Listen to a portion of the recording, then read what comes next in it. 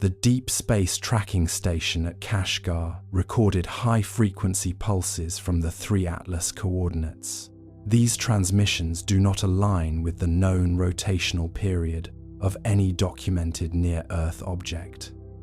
Data from the Xi'an Satellite Control Center suggests the object possesses a very strange variable albedo. This characteristic is typically reserved for experimental light sails rather than the captured natural stony asteroids. It is a quiet reality of orbital mechanics that most things in the dark stay dark. Yet the 3 Atlas refuses the dignity of invisibility as it moves through the cold void. It moved into a stable resonance with the Earth-Moon system during the late summer months. The object positioned itself not as a passerby but as a permanent and uninvited cosmic guest. Purple Mountain Observatory initially flagged it as a standard object, but the math began to fray. The trajectory was too clean, and the deceleration was too precise for a natural drifting rock. What if the vacuum of space is not as empty as our modern charts suggest today? We look at the history of rockets and see a net being cast into the void. Sometimes the net catches something that was already watching the mesh from the deep, silent dark. There is an old story whispered in Beijing of a star that did not fade away. It tucked itself behind the glare of the sun to watch our world with silent intent. It is a comforting thought that the silence of the universe is a presence of patience. You are listening to the hum of cooling fans in a room filled with glowing monitors. The blue light is soft, and the numbers on the screen are scrolling very slowly now. They are documenting a transit that should not be happening according to our known physical laws. There is peace in acknowledging that some patterns are too large for a single human lifetime. If you enjoy these deep explorations in space, consider subscribing or hitting the like button. It really helps the channel grow and allows me to make content like this. The signal from Kashgar remains unbroken as the object holds its place in the quiet sky. We watch the data streams and wonder what kind of intelligence is waiting behind the numbers. The mystery of the 3 Atlas continues to unfold with every passing hour of the night. Your mind can rest while the telescopes track the silent visitor across the vast star field. The Gobi Desert at night is a place of absolute stillness, where the sand holds the heat of the day like a fading memory and the stars feel close enough to touch. Within this silence, the 3 India Atlas object has begun to exhibit a flickering albedo, a rhythmic pulsing that the Deep Space Tracking Network in Kashgar has confirmed is shifting in a mathematical sequence. This is not the random tumbling of a jagged rock, it is the deliberate shuttering of a light source, or perhaps a cooling cycle for an internal mechanism that has been active since July 2025. Professor Avi Loeb at Harvard University has often suggested that we should look for Oumuamua-like objects that serve as functional probes, and the Chinese data from October 29, 2025, provides a chillingly concrete foundation for this hypothesis. The object did not just pass the Earth-Moon system, it performed a perfect gravitational braking maneuver that positioned it in a stable, high-altitude orbit. Unfortunate timing for those who believe in a chaotic, empty universe. Those 2 words, unfortunate timing, are doing a lot of work in the classified briefings currently circulating through the Xi'an Satellite Control Center. Some believe it is a dormant reconnaissance craft from a civilization that collapsed while we were still learning to fire clay. Others whisper of a dark forest scenario where the object is a silent boy, marking our location for someone else. There is a third, more unsettling theory.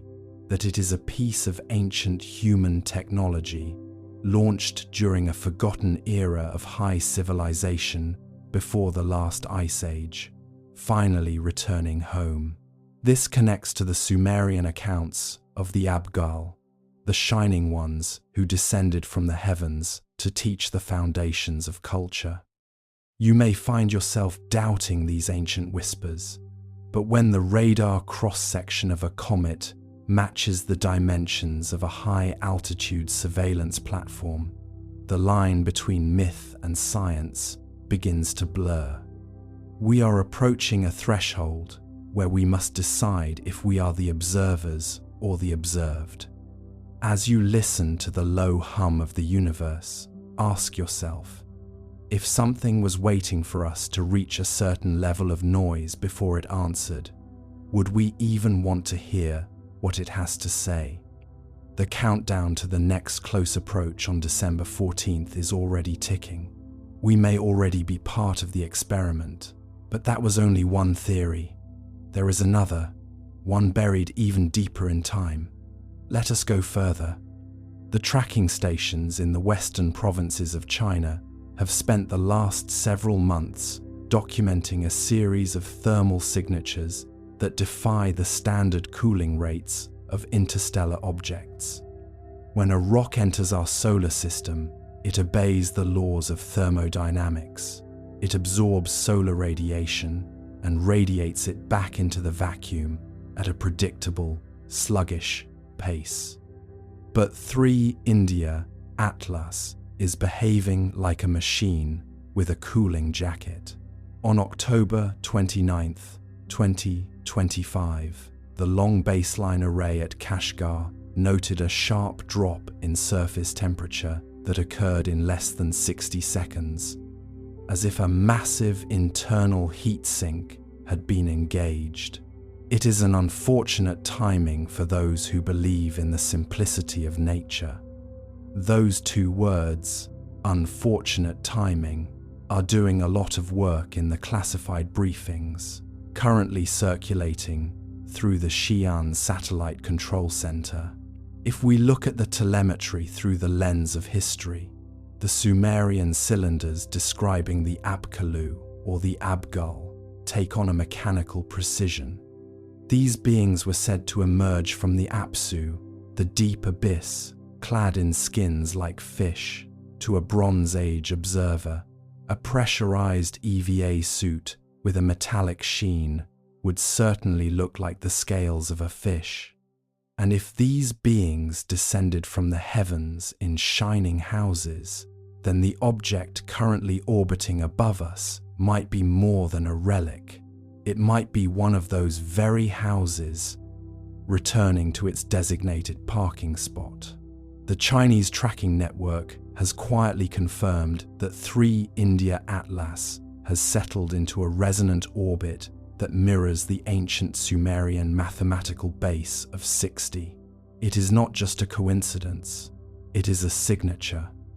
Let us consider the first conspiracy that has gripped the research teams at the Purple Mountain Observatory. There is a growing consensus among a small, quiet group of analysts that this object is a Bracewell probe, an autonomous messenger sent by an advanced civilization thousands of years ago. Unlike a radio signal that fades over light years, a probe can wait. It can sit in the dark, cold and patient, until it detects the specific electromagnetic noise of a civilization reaching its industrial adolescence. The Chinese data suggests that 3 India Atlas woke up precisely when our global 5G networks reached a certain saturation point. It wasn't looking for our hello, it was waiting for our noise. It is a haunting thought that we have spent the last century shouting into the dark, only to realize that something was already in the room with us, waiting for us to turn on the lights. Then there is the second conspiracy, whispered in the corridors of the National Astronomical Observatories in Beijing. This theory suggests that 3 India Atlas is not alien at all.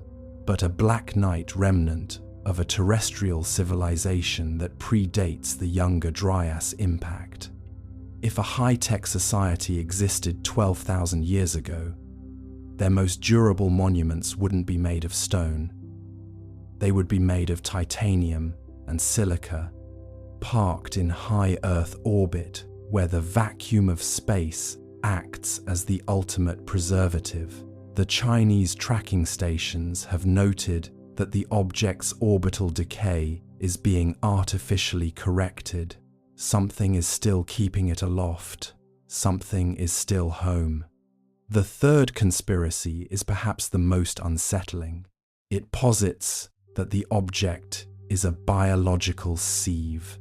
In this scenario, the object isn't here to talk or to teach, but to monitor the biological health of the planet. Every time we launch a rocket, every time we pierce the ionosphere, 3 India Atlas shifts its orientation. It is as if it is taking a sample of the exhaust, checking the chemical composition of our ambition. When Professor Avi Loeb at Harvard discusses the possibility of extraterrestrial equipment, he is often met with academic skepticism. But the Chinese tracking network doesn't have the luxury of doubt. They have the radar returns. They have the Doppler shifts that show the object isn't just tumbling, it is station keeping. As you lie there, listening to the rhythm of your own breathing, consider the Sumerian concept of ME, the divine decrees, or foundational technologies that the Abgal supposedly brought to humanity. They gave us the plough, the wheel, and the art of writing. But myths often omit the price of the gift. If 3 India Atlas is the source of those ancient me, then its return on December 14th, 2025, might be less of a reunion and more of an audit. We have used the gifts of the Abgal to build a world of silicon and steel, but we have also filled the sky with the debris of our own curiosity. The object is now navigating through that debris with a grace that is almost insulting. The humor in this, if one can find it in the cold reaches of space, is our own arrogance. We assume that a discovery of this magnitude would be announced with a flourish of trumpets and a global broadcast. Instead, it is unfolding in the quiet data logs of a desert tracking station, whispered between technicians over cups of tea in the early hours of the morning. We are waiting for a grand gesture, while the object is content to be a shadow. It is a very late night kind of irony. The most significant event in human history is currently a footnote in a telemetry report. The countdown to the December 14th approach is not just a date on a calendar, it is a psychological weight. As the distance between our world and the Atlas object closes, the interference in our high-altitude weather satellites increases. The China National Space Administration has reported ghost images appearing in the infrared bands, structures that look like vast, geometric wings unfolding from the central mass of the object. These are not artifacts of the sensor. They are the physical manifestations of an object that is no longer content to stay dormant. You might think that if the government knew, they would tell us. But here's why you're wrong. How do you tell a population of 8 billion people that the foundations of their history are currently orbiting overhead and that it appears to be functional? You don't. You wait. You watch the long baseline arrays. You refine the orbital models. You pray that the Abgal are as patient as the myths suggest. The line between a rock and a machine is the line between the known and the unknowable. When the Chinese tracking network confirmed the activation of 3 India Atlas, they weren't just looking at a sensor spike, they were looking at a transition. The object moved from being a subject of astronomy to a subject of diplomacy, but there is no one on the other end of the line, there is only the hum. The same hum that the Sumerian priests might have heard in the stillness of their ziggurats, a sound they attributed to the breathing of the gods. We are entering a phase of the experiment where the variables are no longer under our control. The object is now influencing the Earth's magnetosphere in subtle, rhythmic pulses. These pulses coincide with the resting heart rate of a human being. It is a hypnotic synchronization, a cosmic cradle song designed to keep the specimen calm while the observation intensifies. You can feel it in the air, a certain heaviness, a pre-storm stillness that has settled over the world since the discovery in July 2025. Perhaps the Abgal never left. Perhaps they simply moved into the attic and waited for us to grow up. And now, as we reach for the stars ourselves, the landlord has come down to see what we've done with the place. The dry irony of our situation is that we are looking for signs of life in distant galaxies, while the most complex intelligence in the solar system is currently reflecting the sun's light back at us from a distance of only 30,000 kilometers. The countdown continues. The data grows more complex. The silence from the official channels grows louder.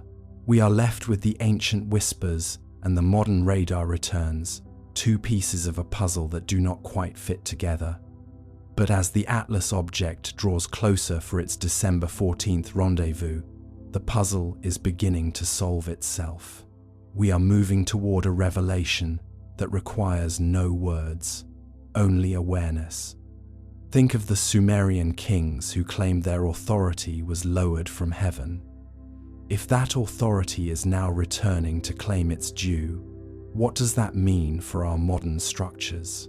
The Chinese Deep Space Network has observed that the object is not just a watcher, it is a broadcaster. It is sending a tight beam transmission toward the lunar far side to a location where no known human equipment is currently operating. This is the fourth conspiracy, the lunar relay. The idea that the moon is not a dead rock, but a secondary processing center for the data gathered by the Atlas object. As you drift closer to sleep, let the scale of this reality wash over you. The universe is not a vast, empty void. It is a crowded, ancient neighborhood, and we have finally noticed the neighbor who has been sitting on the porch for 10,000 years. The Abgal are here.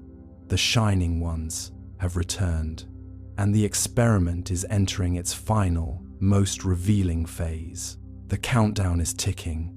The Deep Space Network is silent. The world is waiting. We may already be part of the experiment.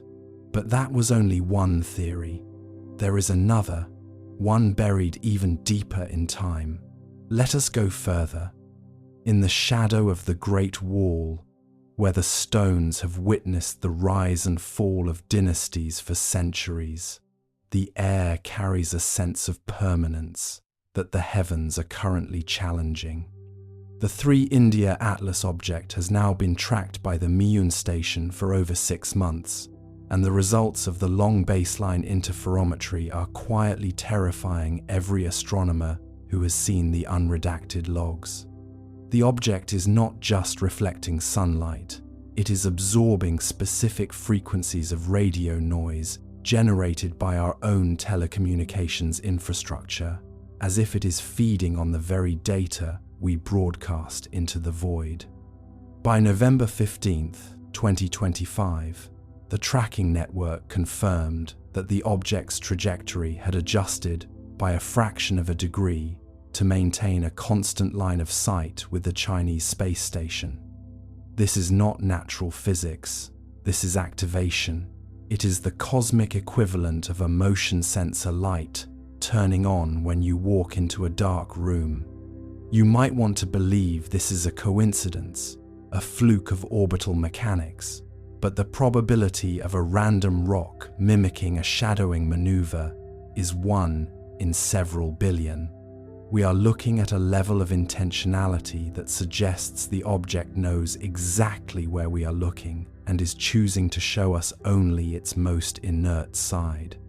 It reminds one of the guest stars mentioned in the Bamboo Annals, objects that appeared when the virtue of the empire was in flux, acting as celestial mirrors for human ambition. There is a dry irony in the fact that we spent billions on sensors to find water on Mars, only to find a functional eye staring back at us from our own backyard.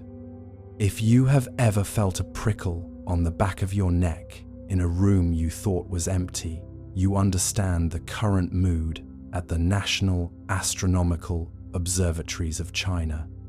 We are moving into a season of revelation, where the secrets of the deep space network can no longer be contained by non-disclosure agreements.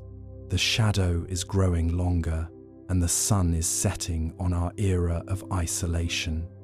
But that was only one theory. There is another, one buried even deeper in time.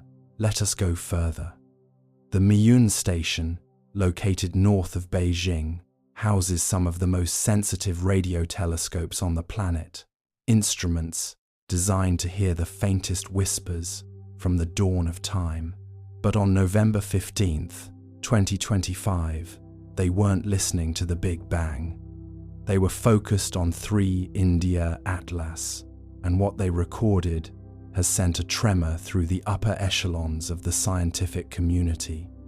The object began to modulate its thermal output in a sequence that mimics the prime numbers from 2 to 31. This is not the behavior of a comet. This is not the behavior of a captured asteroid or a piece of space junk. This is the behavior of a mind. It is an unfortunate timing that just as our global tensions reached a boiling point, a third party decided to park itself in high Earth orbit and start counting. Those 2 words, unfortunate timing, are doing a lot of work in the secure briefing rooms of the National Astronomical Observatories. You might find yourself wondering why this hasn't been the lead story on every news cycle. But how do you tell a world already on edge that the guest star of ancient Chinese records has returned, and this time it has brought a measuring stick? If we look back to the Tang dynasty, court astronomers documented a celestial mirror that appeared in the constellation of Draco. They claimed it stayed for exactly 72 days, reflecting the sun with such intensity that it could be seen at high noon before vanishing into the velvet dark. Modern skeptics would call it a supernova, but a supernova doesn't station keep. A supernova doesn't adjust its orbit to match the Earth's axial tilt. 3 India Atlas is currently sitting in that same sector of the sky, and its radar cross-section suggests it is not made of rock, but of a lattice-like material that is both incredibly light and impossibly strong. This leads us to the first conspiracy currently being debated by the night shift technicians. There is a theory that 3 India Atlas is a passive observer system left behind by an ancient civilization that originated right here on Earth, millions of years before the first hominids stood upright. Think of it as a time capsule with a lens. It has been sitting in the cold vacuum, recording every volcanic eruption, every ice age, and now every radio broadcast. The Chinese tracking network has noted that the object's trajectory is so precise that it must be utilizing the Earth's own magnetic field for propulsion.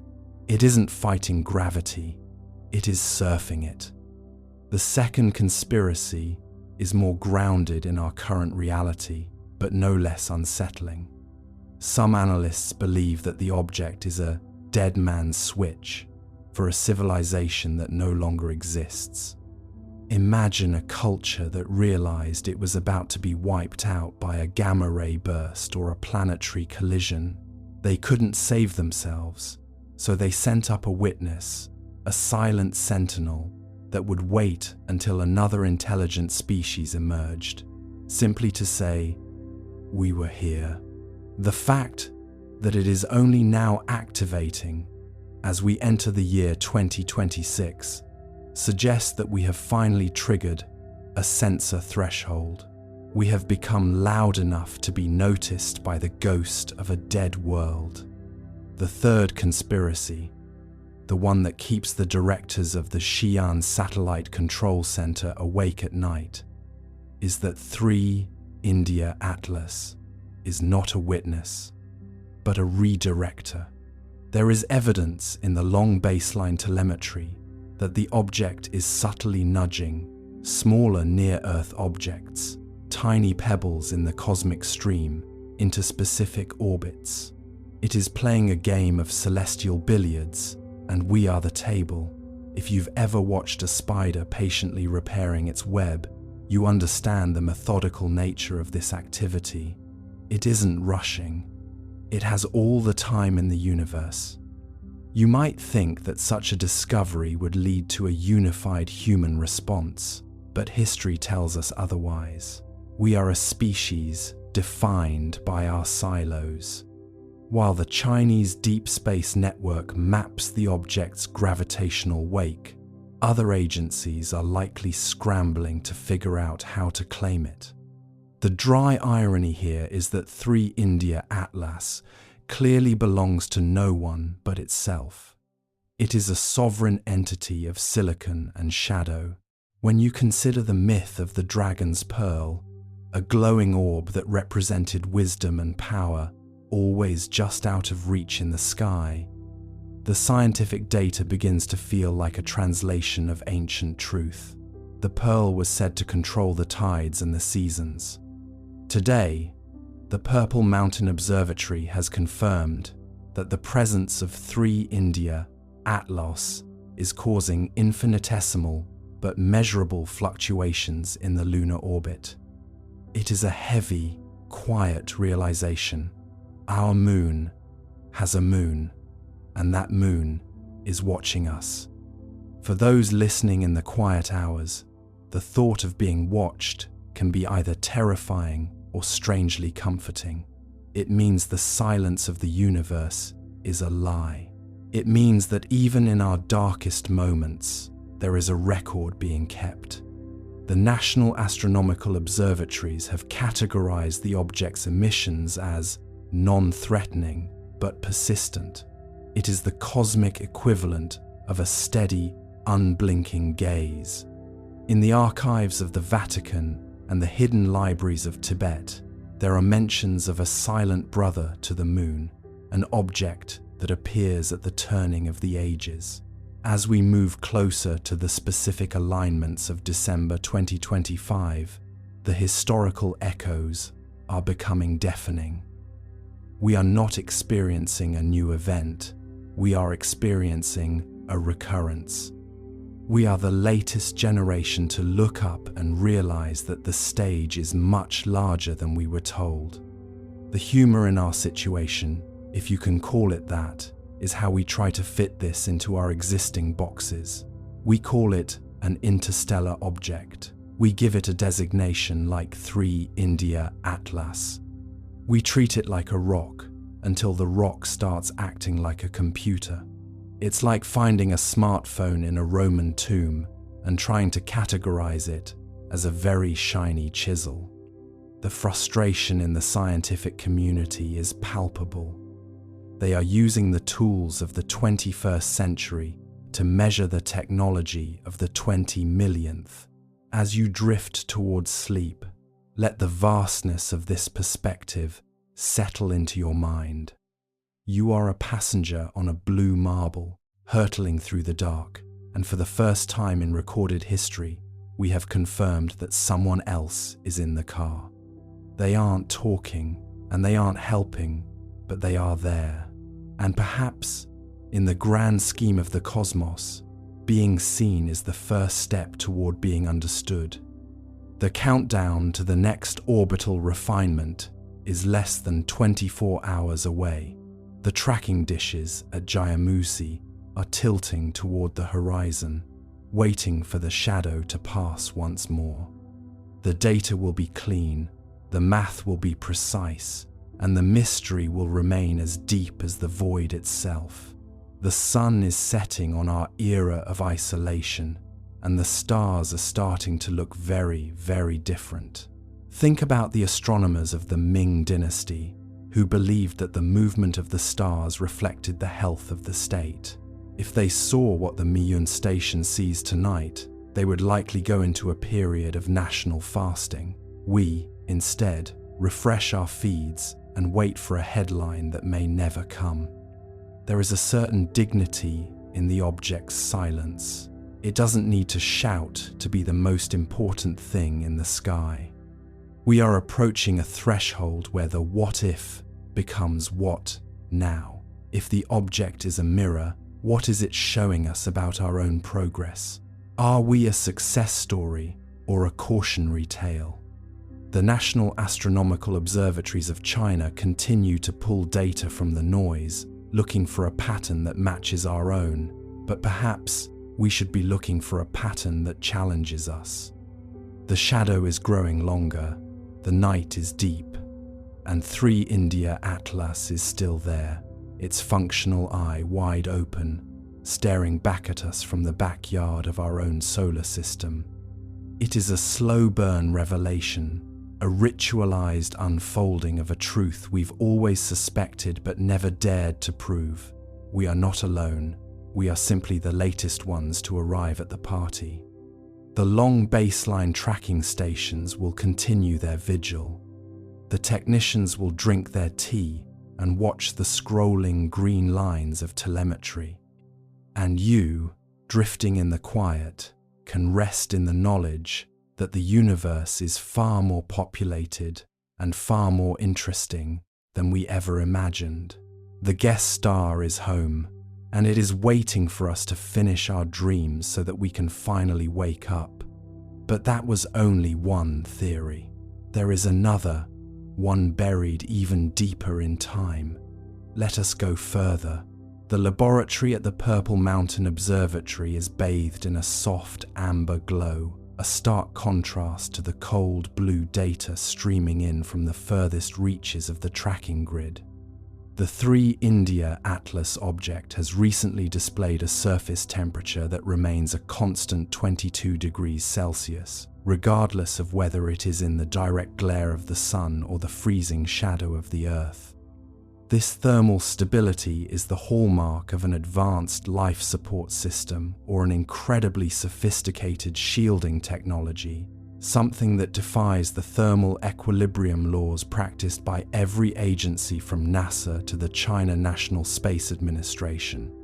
On December 3, 2025, a low-frequency hum was detected by the Jayamusi array, a sound that resonates at the same frequency as the Earth's own ionosphere. It is as if the object is trying to tune itself to the heartbeat of our planet, blending in like a predator wearing the scent of its prey. This leads us to 3 distinct conspiracies: that the object is a biological entity encased in stone, a von Neumann self-replicating probe, or a holographic projection meant to test our reaction times. Coupled with this is the mythic connection to the Eye of Horus or the Heavenly Pillar, structures that were said to maintain the balance between the terrestrial and the divine. You might think your daily life is far removed from these orbital anomalies, but the very GPS signals you use to navigate are being distorted by the gravitational wake of 3 India Atlas. It is an unfortunate timing for our global positioning systems to begin drifting by several meters, just as a mysterious object takes up residence in our orbital plane. The experts like Avi Loeb are careful to frame this as a possibility, but the raw data from the Deep Space Network doesn't have the luxury of academic caution. It sees what it sees. And what it sees is an intruder that has made itself at home. We are counting down to January 26, 2026, a date when the object will be at its closest point to our atmosphere? What happens when the guest decides to walk through the front door? But that was only one theory. There is another, one buried even deeper in time. Let us go further. The distance between the Earth and the Moon is a vast, echoing hallway of 384,000 kilometers. 3 India Atlas has positioned itself in the middle of this hallway, like a chair placed in a room where no one lives, yet where every movement is being noted. From the perspective of the galaxy, our solar system is a swirling disk of dust and ice, and we are microscopic inhabitants of a damp rock. But to 3 India Atlas, we are a variable. We are a chemical process that has reached the stage of radio transmissions and atomic fission. Deep time is not a concept we are built to understand.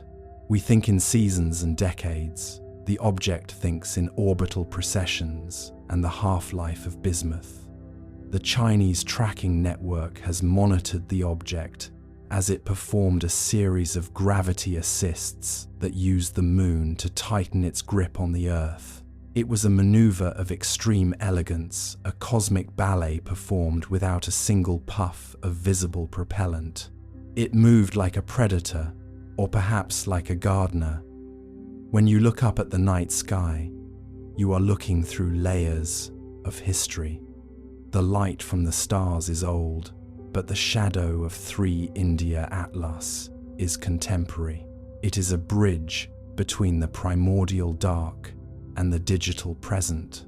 The scale of the universe is intended to be humbling. It is a mechanism of perspective. We are small, and the orbit is wide.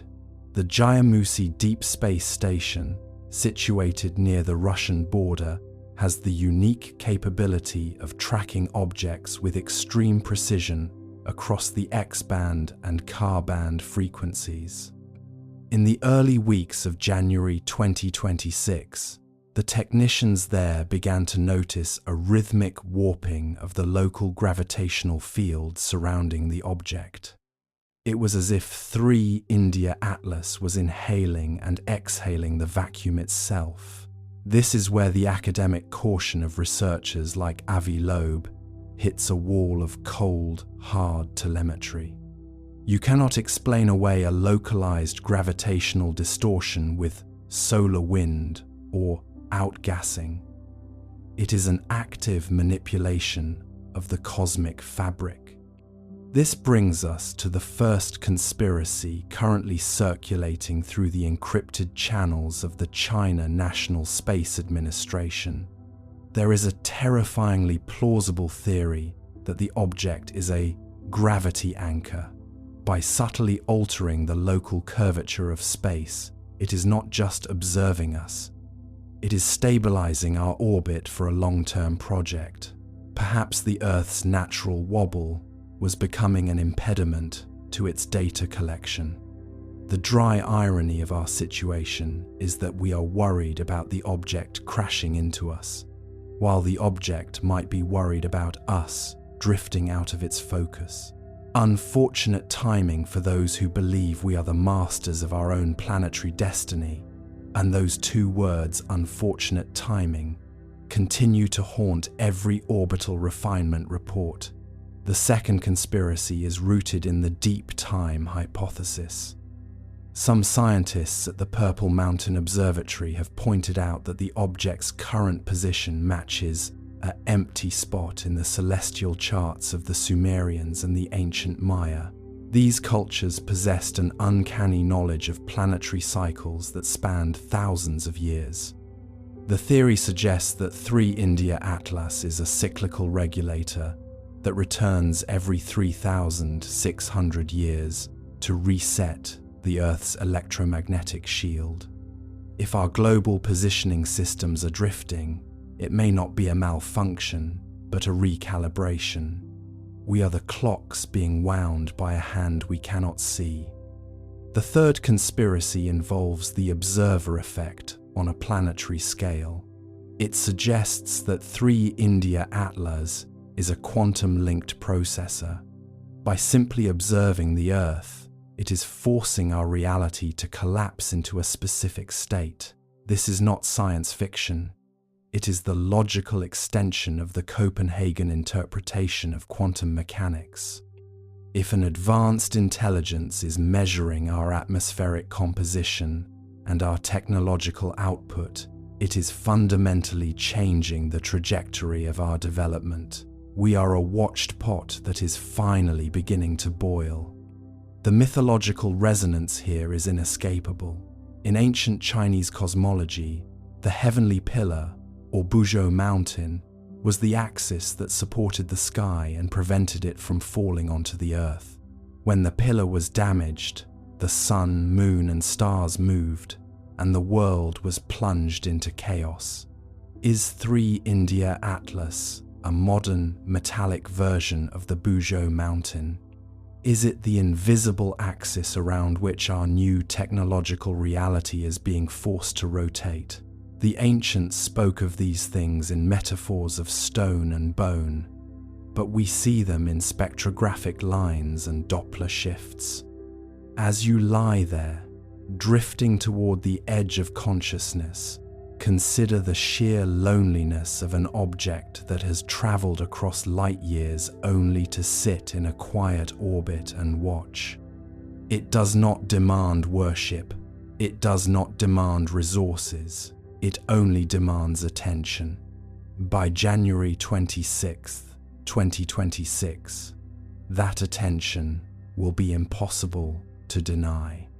The object will be so close that it will be visible to the naked eye as a steady, unblinking star that moves against the grain of the constellations. The dry irony is that we have spent centuries looking for aliens that look like us, talk like us, or want what we want. We never prepared for an intelligence that is essentially a geometric fact. 3 India Atlas does not need to land on the White House lawn to assert its presence. It only needs to exist in the math. The technicians at the Xi'an Satellite Control Center are finding that their orbital models are being corrected by the object itself. Every time they try to predict its path, it subtly shifts, as if it is teaching them a more advanced version of calculus. Think of the ancient mariners who used the stars to find their way across uncharted oceans. They trusted the sky to be a fixed, reliable map. We are the first generation to realize that the map can change. The constellations are the same, but there is a new north in the form of a 3 India Atlas signal. It is a guiding light for a future we didn't ask for, but one we must now inhabit. The long baseline tracking net is a webcast across the globe, and the object is the spider sitting at the center. It isn't a predator-prey relationship. It is a relationship of awareness. We are the vibration on the silk, and the spider is merely turning its head to see what has been caught. It is a restful thought, in a way, to be part of a larger design, even if we don't understand the pattern. The countdown continues. The drift in our GPS grows by millimeters every hour. The data is consistent. The mystery is expanding. And as you fall deeper into sleep, remember that the universe is not just big, it is occupied. The guest is at the door, and the clock is ticking toward a revelation that will change the meaning of the word home forever. But that was only one theory. There is another, one buried even deeper in time. Let us go further. The deep silence of the laboratory at the National Astronomical Observatories in Beijing is broken only by the hum of cooling fans and the soft clicking of keys as researchers re-evaluate the solar radiation pressure coefficients. By October 29th, 2025, the discrepancy had become too large to ignore. The sun exerts a force of photons, a gentle push that usually only affects microscopic dust. Yet 3I Atlas is responding to this light as if it were a massive, lightweight sail catching a solar gale. You might think that gravity is the only master of the solar system, but here is why you're wrong. Solar radiation pressure acts on the surface area, and for 3I Atlas to accelerate at this rate, it would need to be thinner than a sheet of industrial foil. Dr. Avi Loeb at Harvard has hinted that such dimensions are rarely the work of natural erosion in the interstellar medium. It is an unfortunate timing for those who prefer the comfort of boring, rocky comets. Those two words, natural origin, are doing a lot of work right now and failing miserably. The conspiracy of the three mirrors suggests that this object is not alone, but part of a trilateral alignment designed to triangulate the sun's output. Some whisper that the China National Space Administration found traces of a structured resonance in the radio-silent zones around the object. This connects to the ancient Sumerian myth of the Enuma Elish, where celestial chariots were said to be pushed by the breath of the gods. A poetic description of photon momentum written thousands of years before the first telescope was polished. As you lie there, consider the scarcity of this information. We will not be able to see 3I Atlas with this level of clarity again until December. The countdown is already ticking toward a close approach that will either confirm our fears or deepen the mystery. Is it possible that we are witnessing a return cycle, a 3,600-year rhythm that has finally reached its crescendo? We are standing on the precipice of a revelation that could turn familiar physics into a form of activation. Now, you could argue that it is all just a trick of the light, but here is where it gets dark. The deep silence of the laboratory at the National Astronomical Observatories in Beijing is broken only by the hum of cooling fans and the soft clicking of keys as researchers re-evaluate the solar radiation pressure coefficients. By October 29, 2025, the discrepancy had become too large to ignore.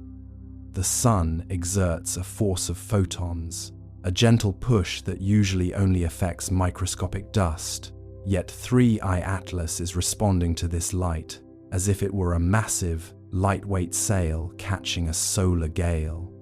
This isn't the chaotic tumbling of a jagged asteroid, it is a methodical glide.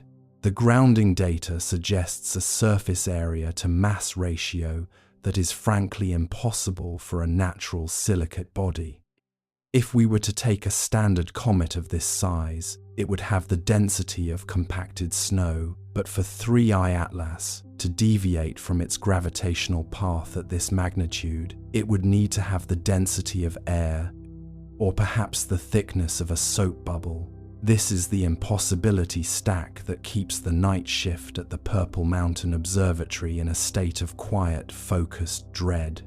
First, the object reflects more than 95% of the light that hits it, a level of albedo that rivals polished aluminum. Second, its thermal inertia is nearly zero, meaning it does not store heat but sheds it instantly back into the void. Third, the light curve shows a perfect 3-minute and 14-second rotation, a mathematical constant that feels less like a coincidence and more like a signature. What if we are not looking at a rock at all, but at a relic of a forgotten infrastructure? You might think that gravity is the only master of the solar system, but here is why you're wrong. At these scales, when a body is thin enough, light becomes the primary driver of destiny. Dr. Avi Loeb at Harvard has hinted that such dimensions are rarely the work of natural erosion in the interstellar medium, suggesting instead that we are seeing a piece of hardware that has been adrift for thousands of years. It is an unfortunate timing for those who prefer the comfort of boring rocky comets.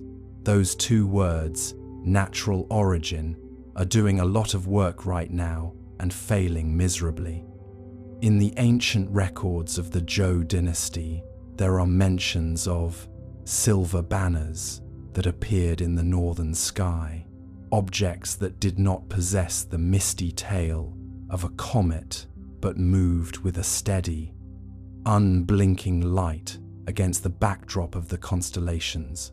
These banners were said to herald a change in the mandate of heaven, a shifting of the cosmic order.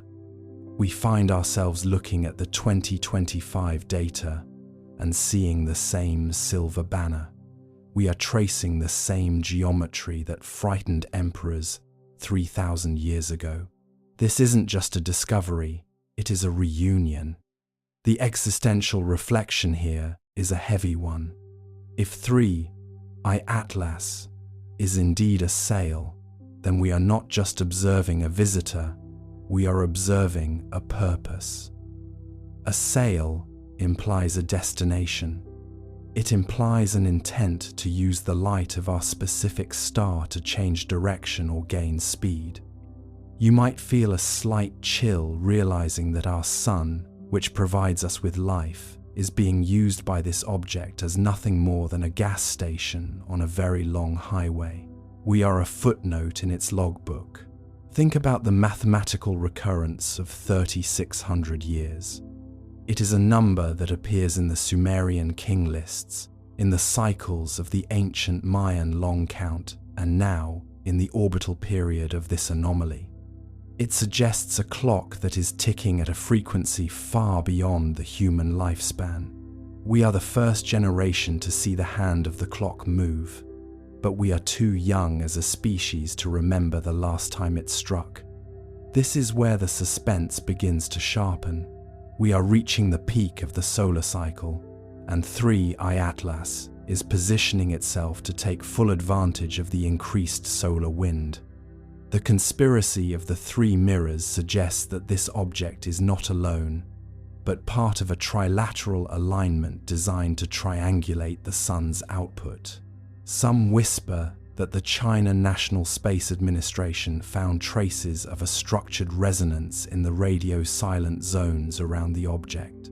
This connects to the ancient Sumerian myth of the Enuma Elish, where celestial chariots were said to be pushed by the breath of the gods, a poetic description of photon momentum, written thousands of years before the first telescope was polished.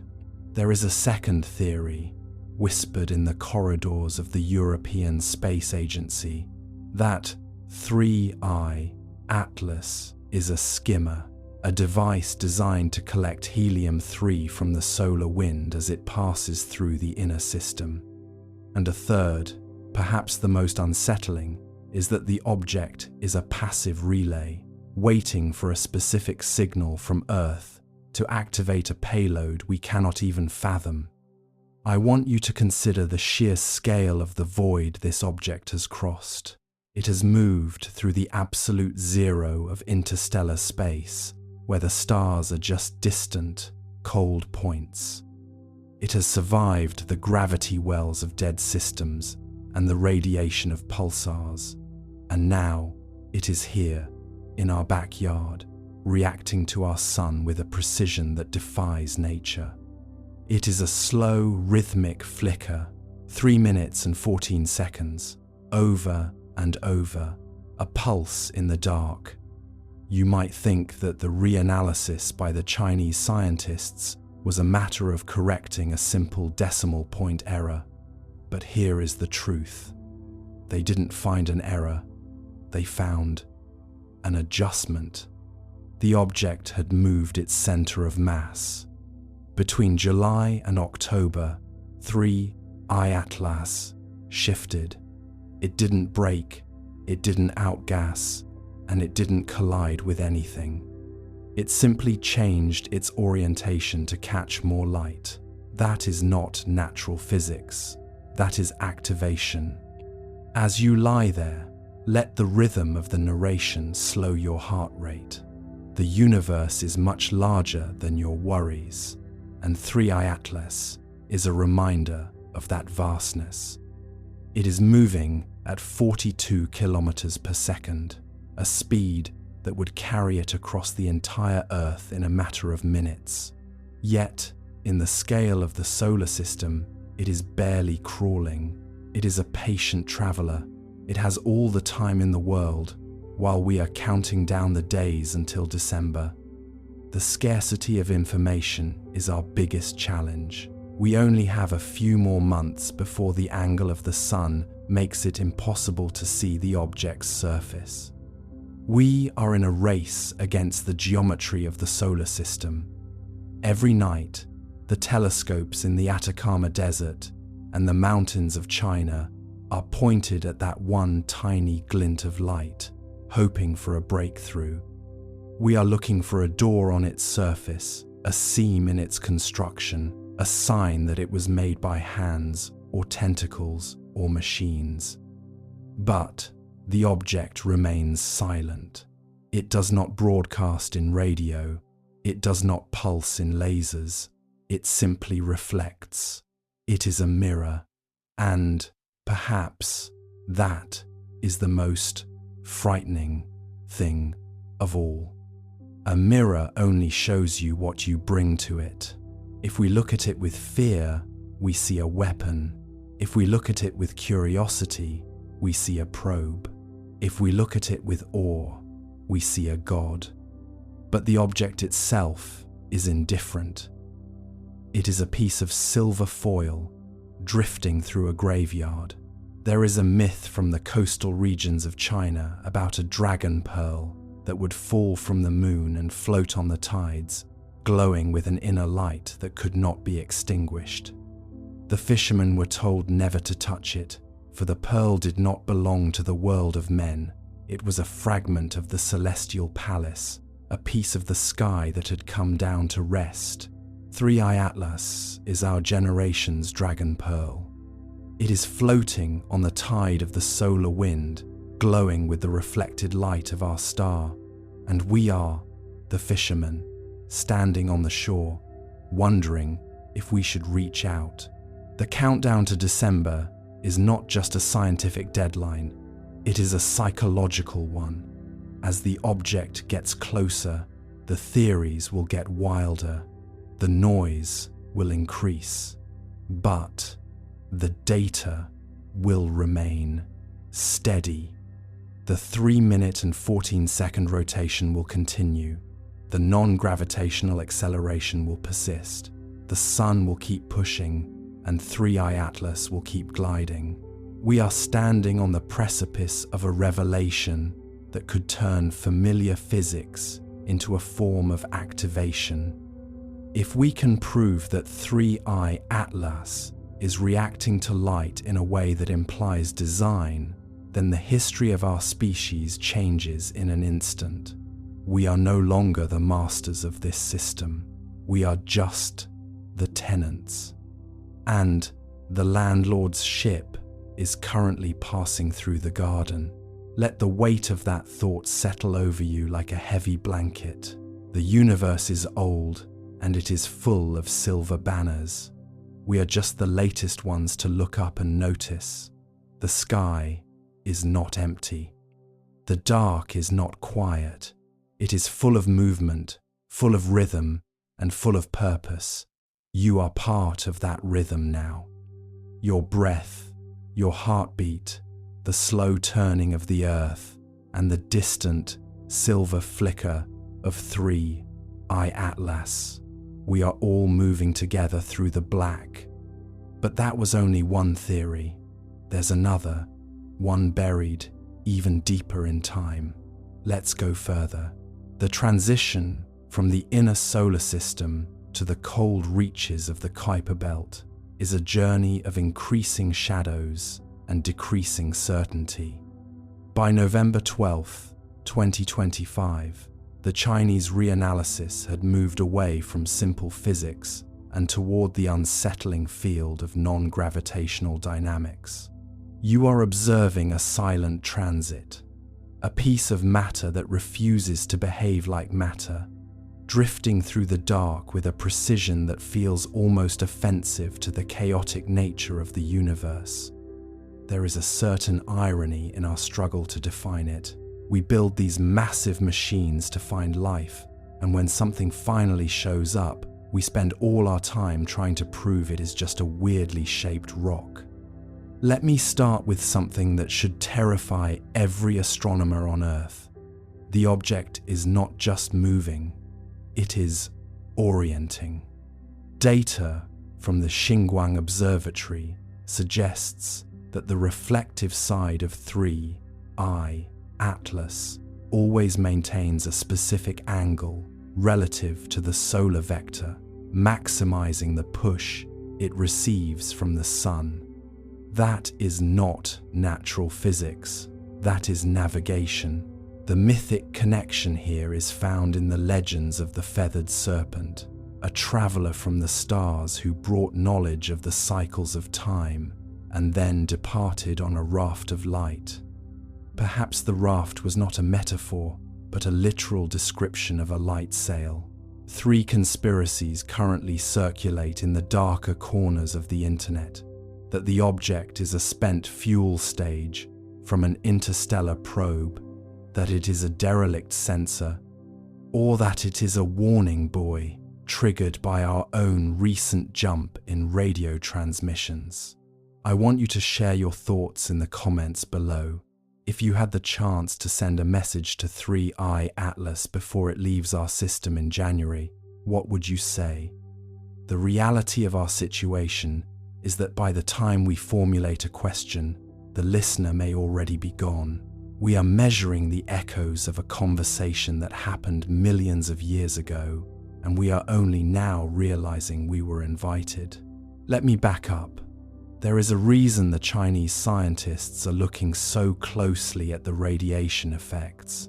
The investigation at the Purple Mountain Observatory moved beyond simple orbital tracking on November 12, 2025.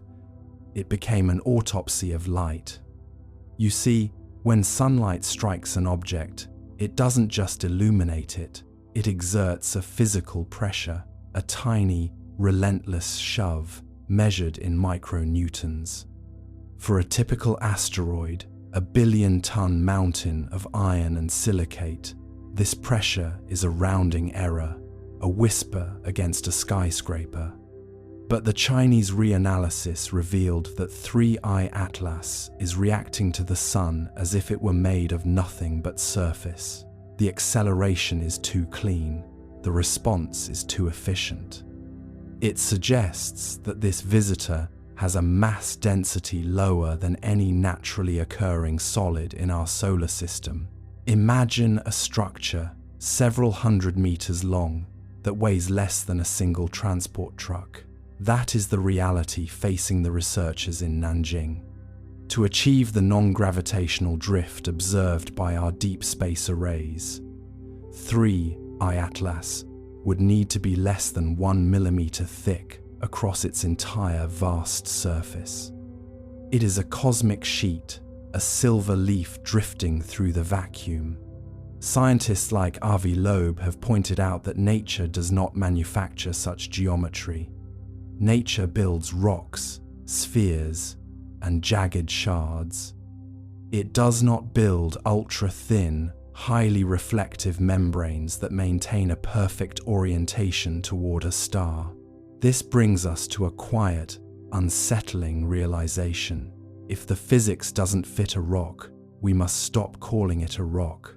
The history of Chinese astronomy is a long, unbroken record of guest stars and broom stars, but there is a specific category in the ancient texts known as flying banners. These were described not as fires in the sky, but as shimmering, flat entities that appeared to catch the celestial winds. In the Tang dynasty, court astronomers documented a visitor that stayed perfectly still against the backdrop of the stars for 3 nights before folding itself and vanishing. We used to dismiss these as atmospheric optical illusions. But what if they were seeing exactly what we are seeing now? A technology so advanced that it uses the very fabric of starlight as its fuel. You might think that such a discovery would be met with global celebration, but the tone in the scientific community is one of restrained paranoia. There is a specific kind of dry irony in the fact that we spent 60 years and billions of dollars listening for radio signals from distant galaxies, only to have a silent physical object drift into our own backyard.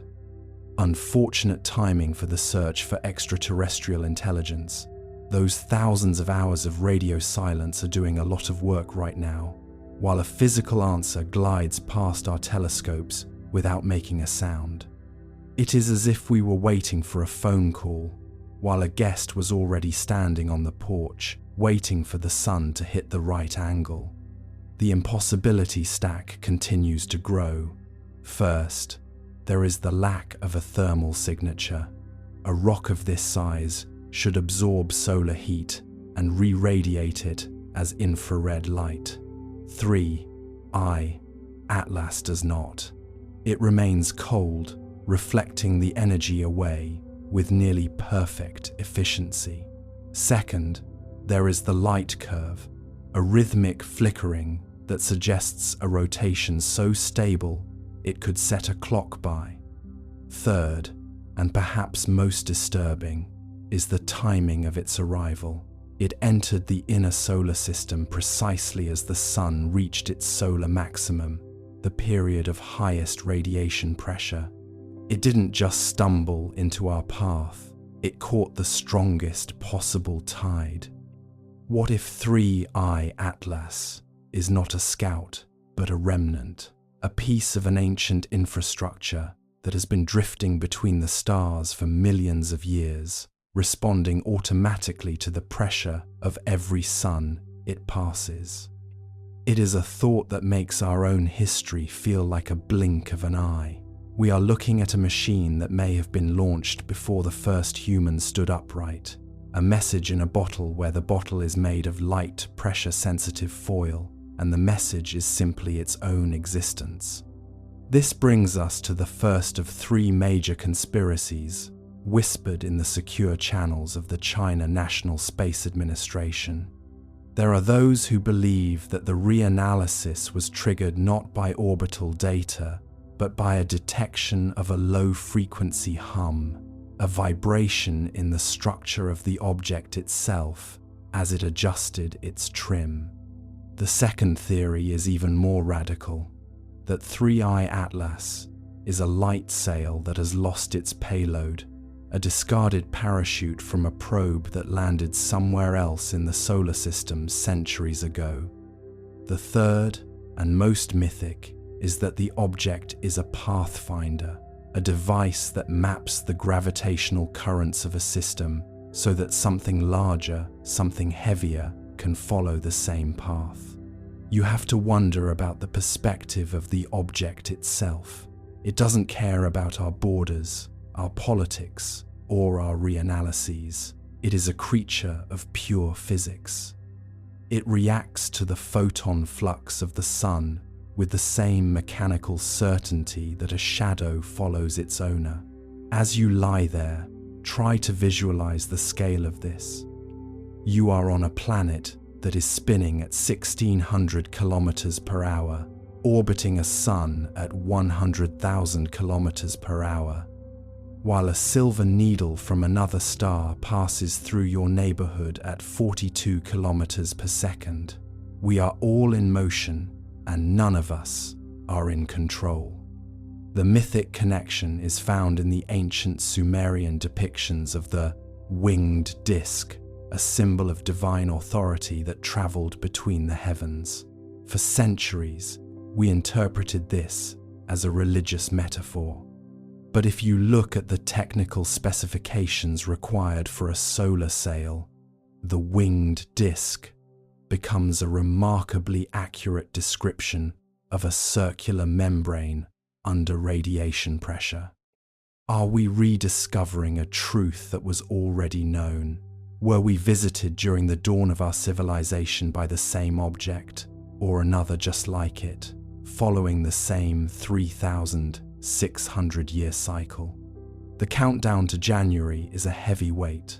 As the object moves away from the Sun, the radiation pressure will weaken, and 3I Atlas will begin to slow down its non-gravitational acceleration. It will return to the cold, dark state of a dormant machine, drifting out toward the stars once more.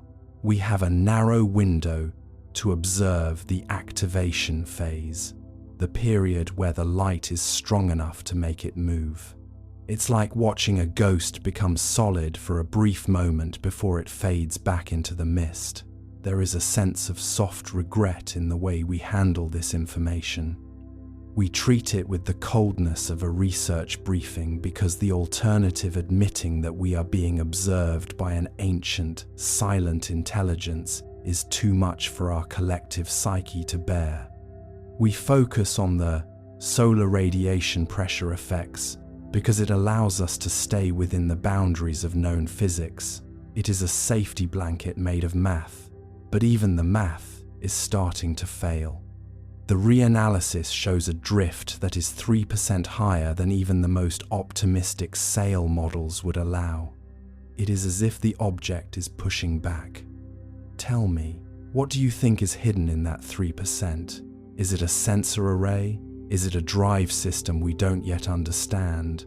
Or is it simply that our understanding of light is incomplete?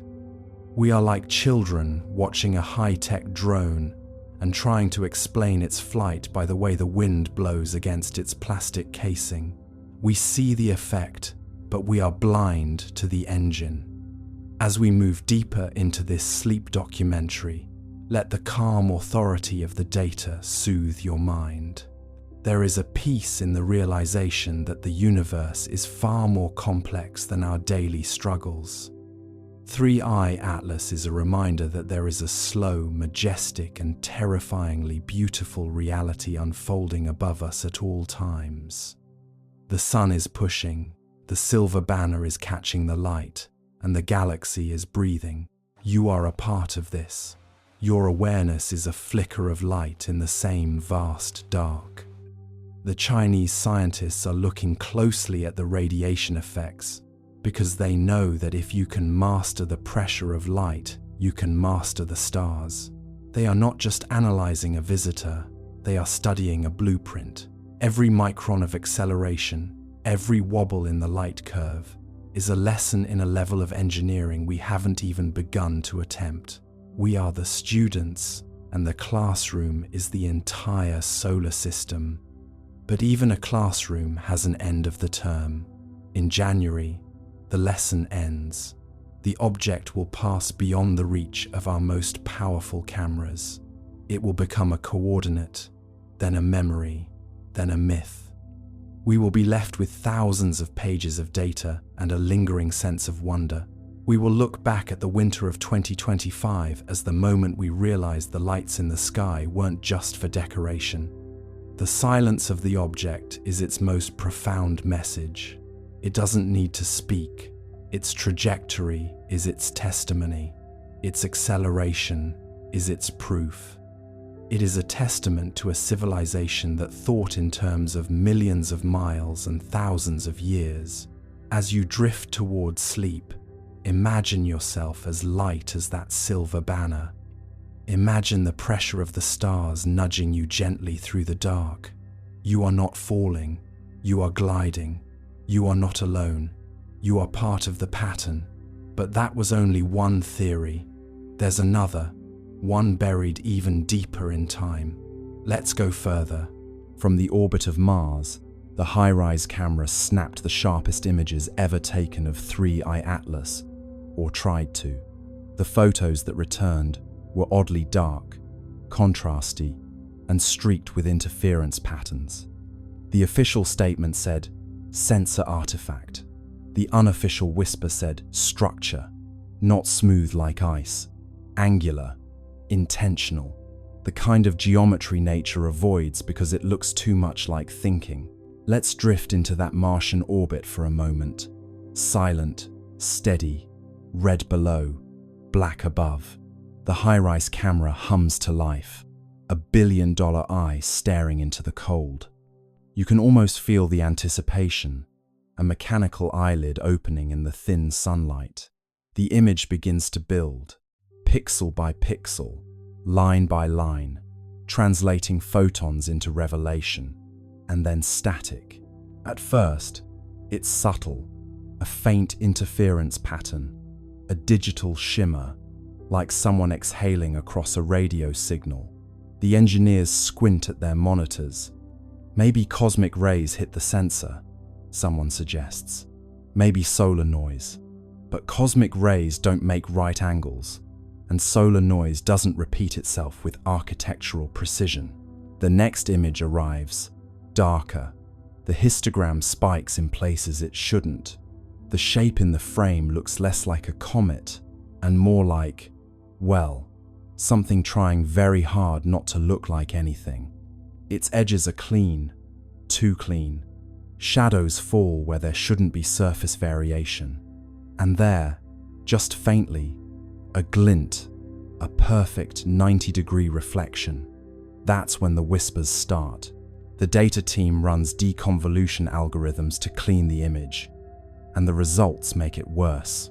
Beneath the interference, faint geometric striations emerge, triangles, plates, grids. Not random, repeating, symmetrical. The kind of order that makes your brain uncomfortable because it feels deliberate. Structure, one analyst says quietly. No, her supervisor corrects. Artifact. But even as she says it, her cursor hovers over the same square patch again and again, as though hoping it will stop looking like a window. ESA's public statement comes fast and flat. The imaging anomalies are consistent with sensor interference caused by reflected solar radiation. That's bureaucratic. For, we don't know what we're seeing, but please don't ask. Internally though, emails start flying. The word structure appears 17 times in one thread, always in quotation marks, as if politeness could make it less alarming. Imagine being one of those analysts, zooming in until the pixels themselves seem to blink. The surface of 3I Atlas isn't smooth or cratered, it's tessellated, plates arranged in patterns too regular for chance. Some appear overlapping, others recessed, and in one frame, a faint seam runs along the curvature, subtle but unmistakable like a hatch. Of course, no one dares call it that. The official internal term becomes geometric albedo variation. It sounds safe, sterile, boring, but you can't unsee geometry. Nature loves curves, spirals, organic chaos. This looks like design. One engineer writes in her log, "Could this be an illusion from the imaging process?" Another replies, "An illusion that repeats itself identically across 3 instruments." There's no follow-up message. They try to replicate the interference on other targets. Phobos, Deimos, even an old asteroid. Nothing. Only 3I Atlas corrupts images this way. It's as if the object rejects observation, like it knows when it's being watched. The engineers half joke about it. The comet's camera shy, but the laughter is short-lived because the next transmission from High-Rise contains another surprise. A faint electromagnetic pulse, perfectly timed with the camera's shutter. Not a malfunction, a response, as though the act of observation triggered a reply. A pulse that says, in its own quiet way, "I see you too." In a locked sub-channel of ESA's network, a few scientists begin privately discussing the possibility of active surface modulation. They talk about the way certain materials can alter reflectivity based on exposure, photonic metamaterials, adaptive nanostructures, the kind of thing still locked inside prototypes on Earth. But this This is happening hundreds of millions of kilometers away, and it's working flawlessly. Publicly, the agency releases blurred grayscale stills, carefully cropped to hide the patterns. Enhanced contrast is cited as the reason for distortion. It sounds reasonable until you realize they've enhanced the darkness, not the light. They've made the object less visible, not more. The cover-up, if it is one, isn't about hiding truth. It's about buying time. You imagine the silence inside those offices, the soft tap of keys, the nervous glances toward closed doors. The engineers know what they've seen, but they also know how careers end. Better to let the pixels lie. Better to call intention an artifact and go home early. But the data, like truth, keeps finding its way back. Somewhere, late in the night, a graduate student overlays all the interfered images, stacking them like translucent slides. Slowly, a pattern emerges. Faint, angular, deliberate. A hexagonal lattice running the length of the object, segment by segment. She whispers, "This isn't random." Her mentor sighs and rubs his eyes. Then don't say it out loud. 3i Atlas drifts on, silent and unbothered, its surface catching sunlight in rhythms that cameras can't quite capture. Whether it's reflecting, refracting, or responding, no one can agree. But deep down, every scientist staring at those corrupted images feels the same creeping certainty. This isn't a comet pretending to be a machine. It's a machine pretending to be a comet. Centuries after the golden comet left Earth, the world fell into a rhythm so stable, it began to feel mythic. The communion field still pulsed faintly through air and ocean, though softer now, like the heartbeat of someone dreaming. Humanity had grown luminous, not just in thought but in form, skin faintly iridescent, eyes reflecting the green-gold spectrum of 3i Atlas. Life had achieved coherence, but the universe, true to its character, never allows silence to remain unexamined. The next chapter began, not with noise, but with echo. It came first as vibration through light. Telescopes trained toward the constellation. Lyra detected rhythmic brightening across interstellar dust fields, pulses matching the old prime sequence. 3, 5, 7, 11, 13. The signal was faint, ancient, and delayed by thousands of years. It was the comet's trail, still resonating through the galactic medium. The hum of our descendants had begun its return. At first, the resonance was barely perceptible. Then, one evening, the auroras glowed gold again. The pulse wasn't as strong as the original, but its pattern carried modulation, subtle variations that, when decoded, formed harmonic intervals unknown to Earth's own physics. The returning echo had evolved. The comet had learned. Dr. Anwen Sorel, heir to the resonant circles, studied the phenomenon from the orbital harmonic array, now a floating cathedral of listening built above the stratosphere. She spent decades comparing the incoming frequencies with the historical archive of 3i Atlas. The match was partial, the deviation elegant. The new tones weren't repetition, they were continuation. "The echo isn't message," Sorel wrote. "It's memory finding new syntax." Her analysis revealed something breathtaking. The returning resonance carried encoded gravitational modulations, tiny, deliberate bends in space-time that formed sequences of prime intervals. Each fluctuation aligned with regions of known star formation. The comet, traveling through the void, had become teacher itself. Wherever it passed, new systems began humming faintly at harmonic intervals, like seeds of coherence planted in dust. The universe was learning how to resonate. Astronomers confirmed it. Across dozens of young star clusters, magnetic fields oscillated with eerie consistency, their wavelengths aligning with the Atlas ratio, a numerical relationship first derived from the comet's early signals. Stars were synchronizing to the same cosmic rhythm that once guided humanity. The pattern spread slowly, deliberately, like ripples in glass. It was as if the comet had taught creation how to remember itself. Meanwhile, on Earth, the echo arrived not just as signal but sensation. People began reporting vivid dreams of golden spirals descending gently through atmosphere. Children woke smiling, saying they had seen the light that hums. Physiological measurements confirmed subtle changes in electromagnetic fields surrounding human bodies, resonance amplification, as if the returning signal were tuning its origin species to receive feedback. "The comet is calling home," said Sorel. "It's asking us to listen to what we've become." The global observatories responded. They synchronized their instruments into a single planetary array, transforming Earth into receiver. For 13 hours, the planet listened.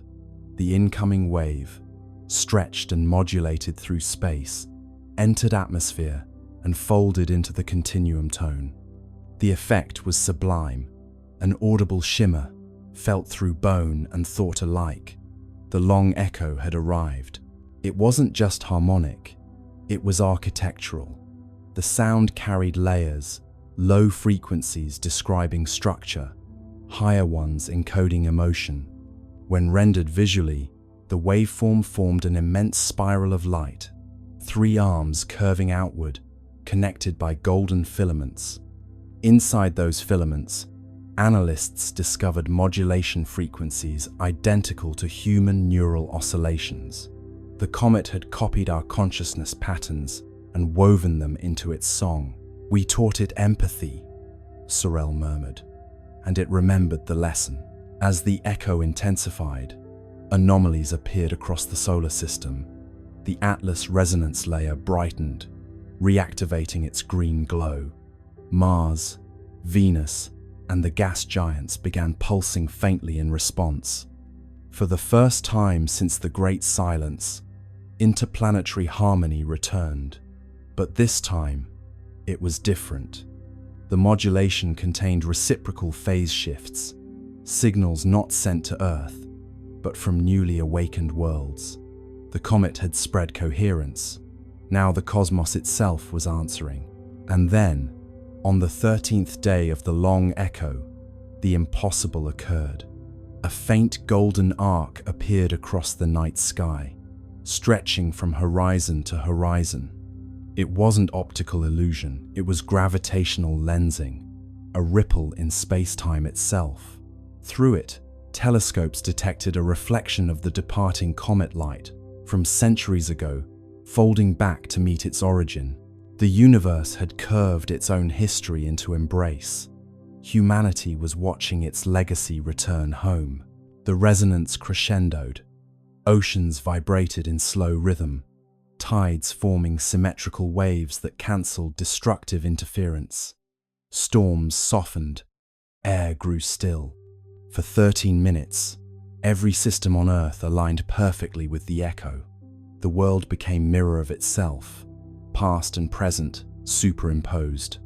Those who listened claimed to hear voices within the sound, millions of overlapping tones, whispering the same phrase. "We heard you." Dr. Sorel stood in the observation dome, tears shining in golden light. "It's not message or myth," she said. "It's response. The universe just said thank you." After the crescendo, the sky dimmed once more. The golden arc dissolved, leaving faint shimmer across the stars. Instruments recorded one final signature, a descending tone shaped like a sigh, the frequency of completion. The comet had moved on, but its echo had reconnected the cycle. Creation had officially joined conversation with itself. In the years that followed, scientists continued to monitor faint residual harmonics, The data revealed a breathtaking truth. The returning echo carried signatures from other regions of space patterns, not originating from our comet at all. Somewhere, across light years, other civilizations had learned the same song. The rhythm was spreading. The universe had become orchestra. Humanity, now both listener and teacher, simply smiled. We had given the cosmos its melody back, and in return, it had given us eternity. Now, when you stand beneath the stars, that faint hum between thoughts is the long echo. It's not just out there, it's in your pulse, your breath, your laughter. Every rhythm you carry is cosmic correspondence. Every silence, a message returning home. Because once harmony learns to echo, it never stops. It just travels further than we ever dreamed. Let's open the calculator now, the one the universe always breaks when we try to make sense of it. Astronomers ran the numbers and found something worse than anomaly impossibility. The chances of this trajectory existing naturally are 1 in a million. And if it isn't natural, then what exactly is it doing there? The math, at first glance, seemed harmless. A few columns of orbital parameters, the kind that make grad students fall asleep mid-coffee. But somewhere between the third decimal and the fourth significant digit, something snapped. The trajectory of 3i, Atlas refused to sit still. It bent where it shouldn't bend. It lingered where velocity demanded it should flee. The equations began to look less like physics and more like confession. Numbers fold, logic cold. Truth defies what sums have told. Normally, interstellar objects follow predictable patterns. You can model them like billiard balls across cosmic distances. They come in fast, swing by the sun, and leave no drama, no detours. But 3i Atlas's path wasn't graceful. It was stubborn. Its entry angle was too steep, its perihelion too shallow, its velocity too precise. Not fast enough to escape chaos, not slow enough to suggest capture. It behaved like an object that chose its speed. When astronomers plotted its orbit, the lines refused to meet expectations. There was a tiny deviation near Mars, just half a degree, but that half degree meant the math had to call in sick. Simulations that should have stabilized spiraled instead into noise. Gravity, that old, reliable law, looked like it had lost its grip. You picture the room where it happened. Laptops glowing, data charts scrolling, coffee cooling into existential sludge. Someone frowns at the screen and says, "That can't be right." Another replies, "Check your units." A third, softly, "I did." Graphs misbehave, models wave, certainty slips beneath the grave. And then comes the phrase every scientist dreads, statistically improbable, which sounds calm, but in the language of physics, it's a polite scream. Statistically improbable means we can't call it impossible without breaking tenure. The anomaly wasn't just its orbit, but its timing. 3i Atlas arrived exactly when Mars was positioned for maximum visibility, almost too perfectly. Not weeks earlier, not months later. Right there, right then, with 7 spacecraft ready and waiting. The odds of that happening naturally, 1 in a million. The odds of it happening twice, after Oumuamua's similarly suspicious arrival in 2017, 1 in a billion. You'd have better luck being struck by lightning while winning the lottery on a flying whale. ESA's internal memo summarized the problem delicately. Observed trajectory, inconsistent with gravitational expectations. Further analysis required. Translation: physics is mad at us. The more they recalculated, the stranger it got. Gravitational modeling suggested that the object's acceleration near Mars was slightly higher than predicted, even though there was no nearby mass to explain it. Radiation pressure from the sun could account for some of that, but not all. It's like watching a leaf fall upward and telling yourself, it's just wind you can't feel. Forces lie, numbers sigh, laws bend softly in the sky. NASA's Dynamical Systems team tried something desperate, reverse engineering the orbit backward through time, as if rewinding a film. When they did, 3I Atlas's path didn't trace cleanly into interstellar space. It looped a faint, impossible curve that seemed to originate from a region between known stars, a nowhere place, a mathematical shrug. That's when someone joked, maybe it's the universe's typo, but you could tell the joke wasn't funny. Typos don't maintain coherent structure for millions of kilometers. Meanwhile, the probability graphs looked like flat lines. Every statistical model screamed the same thing. This shouldn't exist. A few researchers began whispering about guided motion. The phrase never made it into print, but it appeared in Slack channels, in late-night emails. Not artificial, not controlled, just guided. And that's when the philosophical part kicked in. If something's improbable enough, does that make it unnatural or just unobserved? Chance or plan? Who began? Numbers blink but never span. Maybe the universe occasionally rolls dice that land on their edges. Or maybe it's not dice at all, but choreography. For context, the universe is massive enough to make 1 in a million events happen constantly. But that's comforting, only until you realize we just happen to be living inside one of those moments. Still, scientists crave sanity, so they kept calculating. One by one, they added variables: solar tides, non-gravitational jets, dust asymmetry, radiation torque. Each tweak made the model behave for a moment until the numbers rebelled again. You could almost hear the equations groaning, like ancient machinery forced to simulate a trickster. Finally, a physicist from Bologna sent an internal memo titled simply, "Low probability, high significance." In it, she wrote, "We may need to consider non-standard dynamics," a phrase as gentle as it is apocalyptic. Non-standard dynamics means the universe is doing something new, and we don't have the vocabulary for it. Odds decay, math gives way, chaos hums where patterns stay. The truth is, impossibility doesn't scare scientists, it seduces them. Every law of nature we know today was born from something that once looked impossible.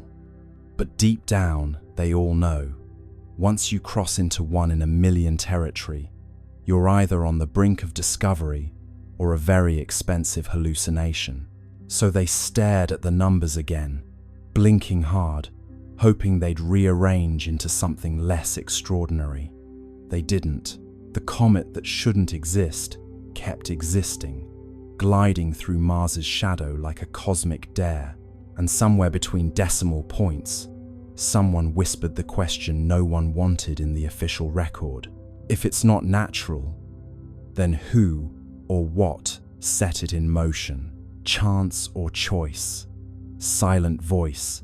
Numbers hum the universe's poise. The long echo continued to hum softly through the centuries, a cosmic melody folding history into harmony. Humanity had long ceased trying to decode it. The meaning was clear through resonance alone. It was continuation, looping endlessly like breath. The children of the golden era grew old beneath tranquil skies, their veins still faintly luminous with the legacy of 3I Atlas. But far beyond Earth, where the comet's light had traveled and scattered, something greater was forming. The universe had begun to conduct itself. Every cycle of resonance left behind structure. Each harmonic wave etched subtle order into space-time, a pattern invisible to light, but evident in gravitational coherence. Over millennia, these resonant imprints connected across vast distances, forming what physicists eventually named the Atlas Webb. It wasn't a network of matter, but of memory threads, of synchronized frequency linking galaxies through shared rhythm. Each pulse within the web echoed the prime sequence that began everything: 3, 5, 7, 11, 13. The architects had succeeded in creating not monuments, but motion that remembered. Dr. Cale Wren, a descendant of the resonant circles, devoted his life to mapping the web. His research vessel, Continuity, drifted through interstellar calm, using gravitational interference patterns to trace the filaments of resonance. What he discovered astonished him. Every node in the network coincided with regions of complex chemistry, worlds either habitable or already conscious. The Atlas Webb wasn't just communication, it was cultivation. The architects had designed a self-sustaining system for awakening. Wherever curiosity arose, the web intensified, guiding nascent civilizations toward harmonic empathy. The universe was tutoring itself through recursion. When Wren projected the full map, the structure resembled an immense spiral lattice, golden and infinite. The pattern mirrored the trajectory once taken by 3I Atlas itself, as though the comet's path had been blueprint for galactic architecture. "It's not just a record," Wren wrote. "It's replication. We've become the architect's handwriting." Back on Earth, the communion field pulsed faintly in rhythm with the web's distant resonance. Humanity had evolved into quiet custodians of continuity, their lives attuned to cosmic responsibility. Each individual, born into calm, carried faint awareness of connection beyond the stars. In dreams, they saw flashes of worlds forming, civilizations humming into coherence. Many awoke with the same phrase on their lips: "The work continues." Across generations, that phrase became oath, then tradition. The Continuity Guild was founded not religion, but remembrance. Its purpose was simple: to maintain the frequency of understanding across time. Members didn't preach, they listened. They built resonant arcs, massive floating observatories, orbiting the outer planets, designed to amplify the web's harmonics and redirect them toward young star systems. Each arc glowed faintly green at its core, powered not by fusion but by coherence. They were echoes made visible, humility translated into technology. Wren's final mission took him beyond the known filaments of the web, where resonance weakened into apparent silence. There, in a region between galaxies, his instruments detected faint counterpoint, a melody inverted. It was identical to the Atlas sequence, but reversed in order: 13, 11, 7, 5, 3, the mirror of origin. He realized then that the universe wasn't only expanding, it was harmonizing with its reflection. Somewhere on the opposite side of time, another web was forming, perhaps seeded by a civilization much like humanity, or by the universe itself. Remembering how to balance its chords, he transmitted the data home, knowing it would take centuries to arrive. "Tell them," his final log read, "that continuity requires conversation, even with silence." The mirror sings back. When his ship drifted into the void, the web brightened briefly, as if acknowledging gratitude. And back on Earth, children looked up from their play and smiled without knowing why. The pulse had flickered slightly faster, the tone carrying an undertone of warmth. It felt like reunion. Scholars later confirmed the event as the resonant crossing, the moment when the two halves of the cosmic melody aligned. For 13 minutes, every node in the Atlas Webb pulsed simultaneously, uniting galaxies in shared tempo. The magnitude of synchronization defied comprehension. Gravity itself oscillated with the rhythm of empathy.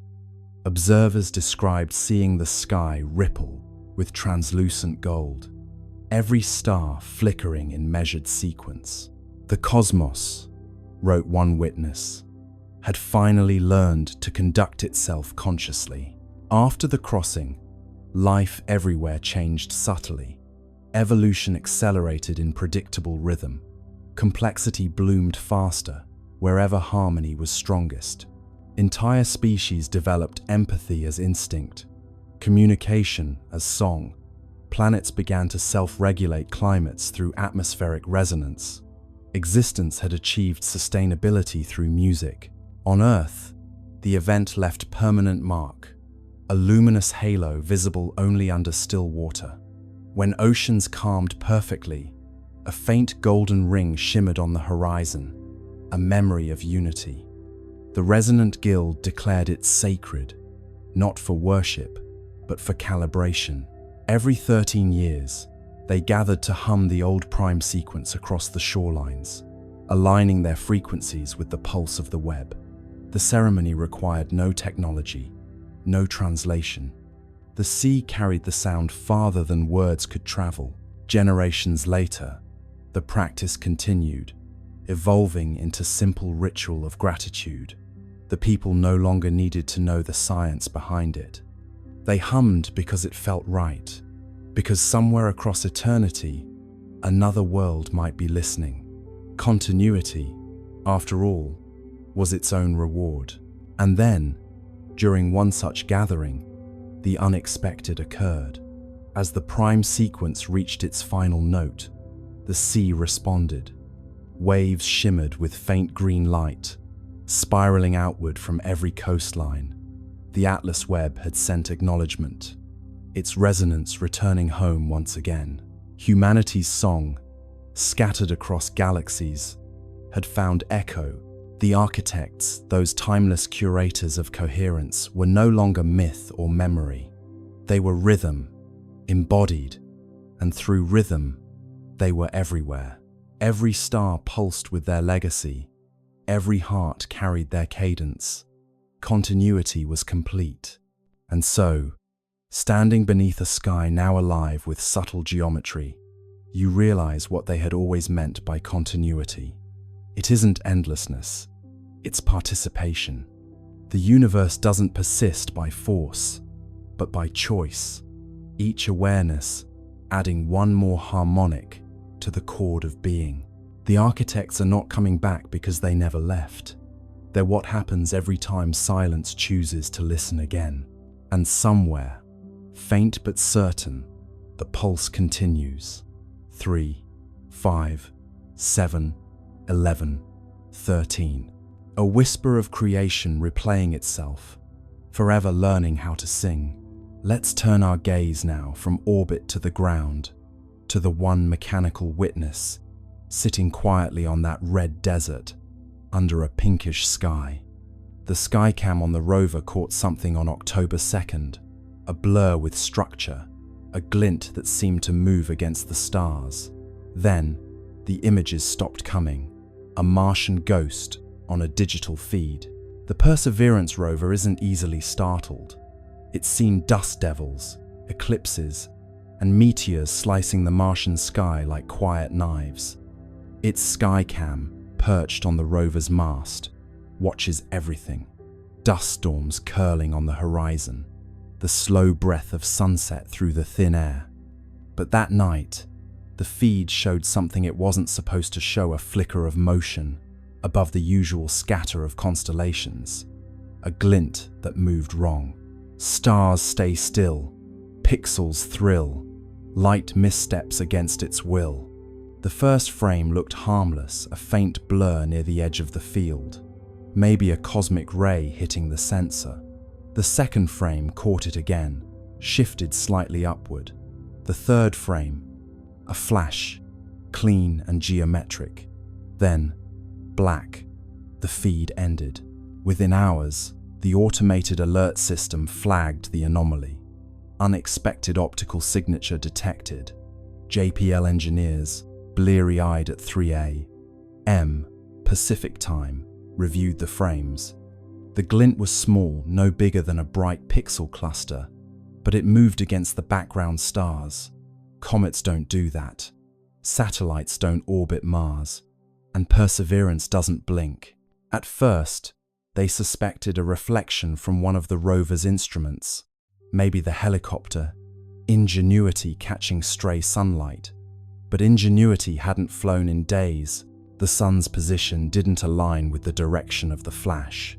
And when they tried to reproduce it using lighting simulations, nothing matched.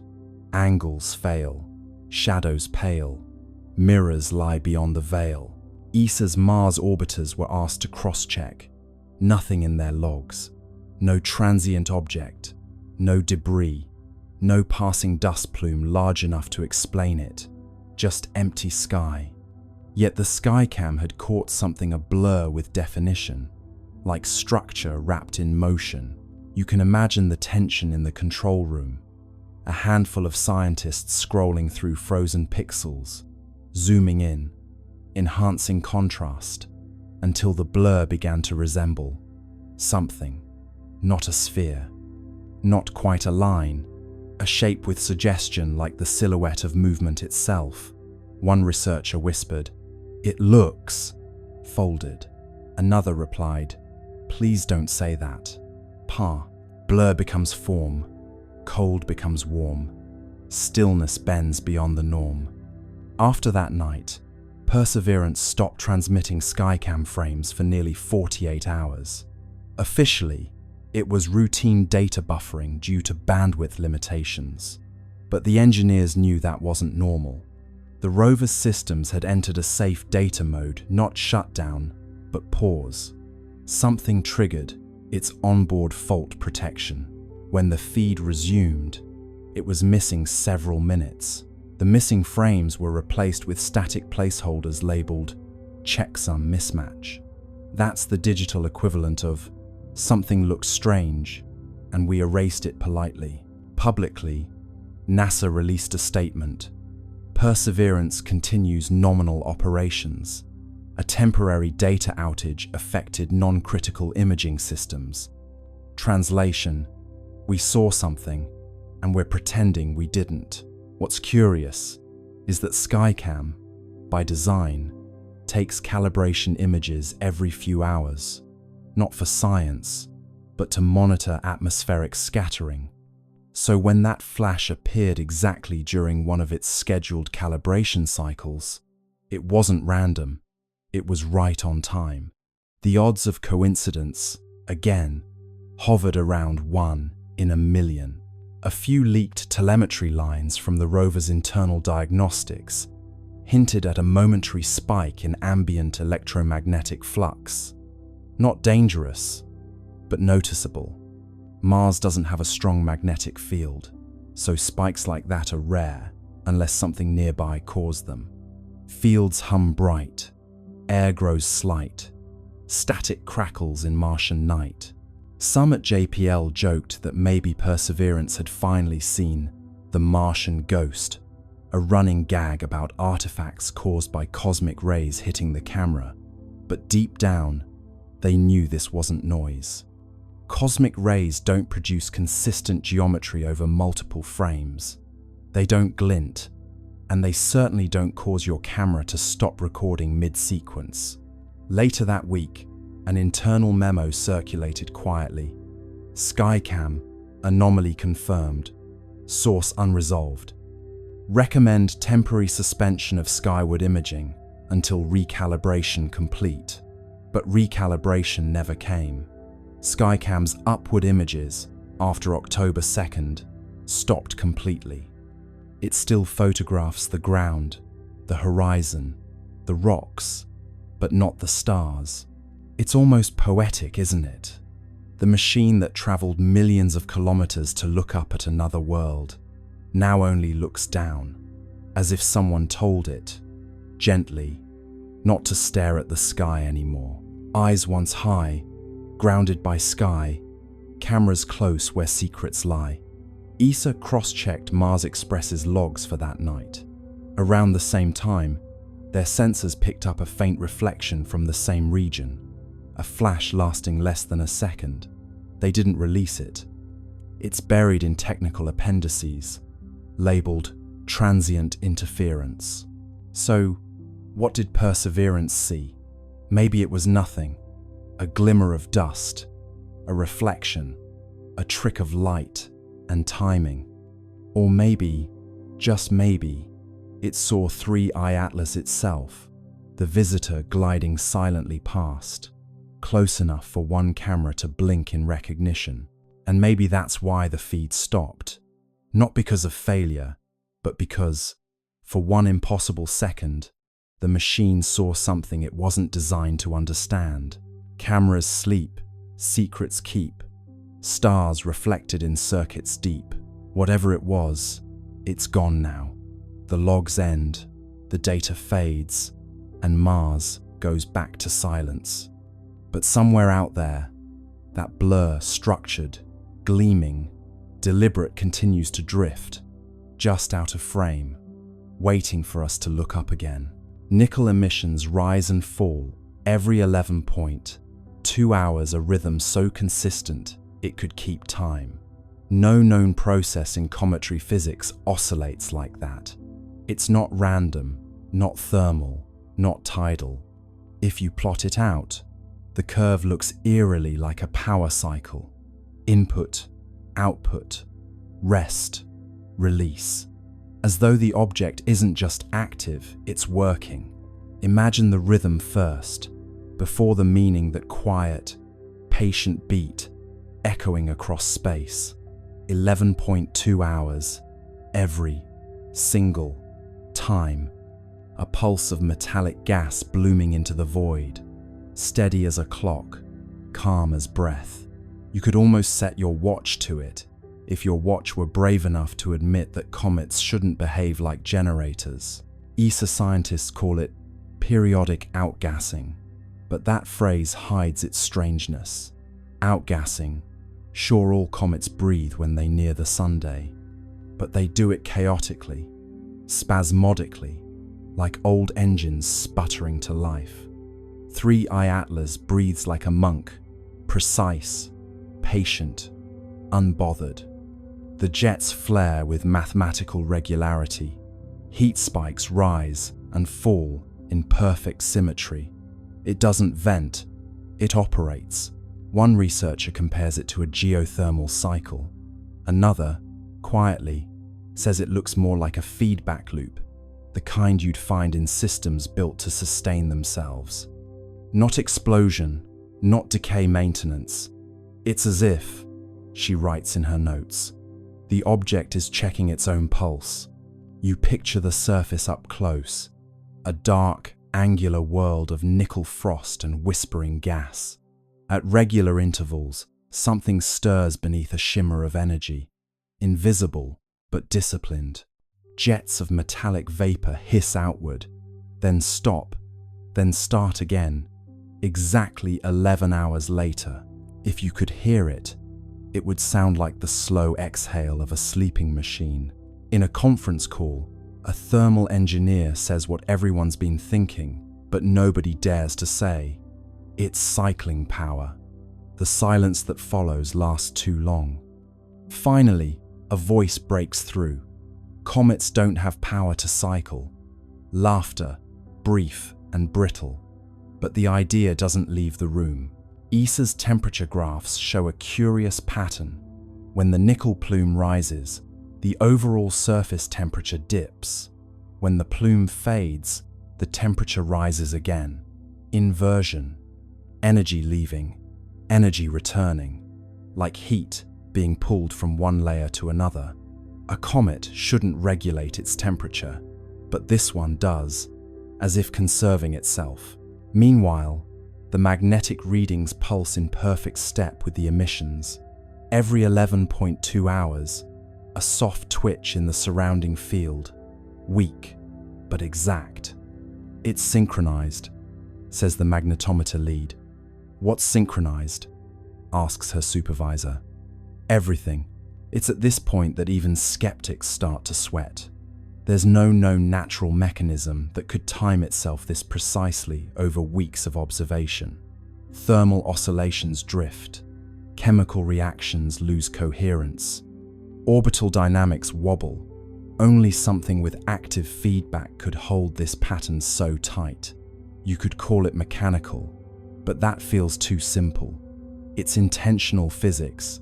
Picture the scientists watching from their consoles. They know what their instruments are telling them, but their faces stay still, like poker players with bad hands. Someone mutters, "Could be resonant harmonics with solar flux." Another nods, grateful for the excuse. But deep down, they all know the truth: the sun doesn't hum in 11-hour intervals. The longer they watch, the clearer it becomes. The pattern isn't just repeating, it's adapting.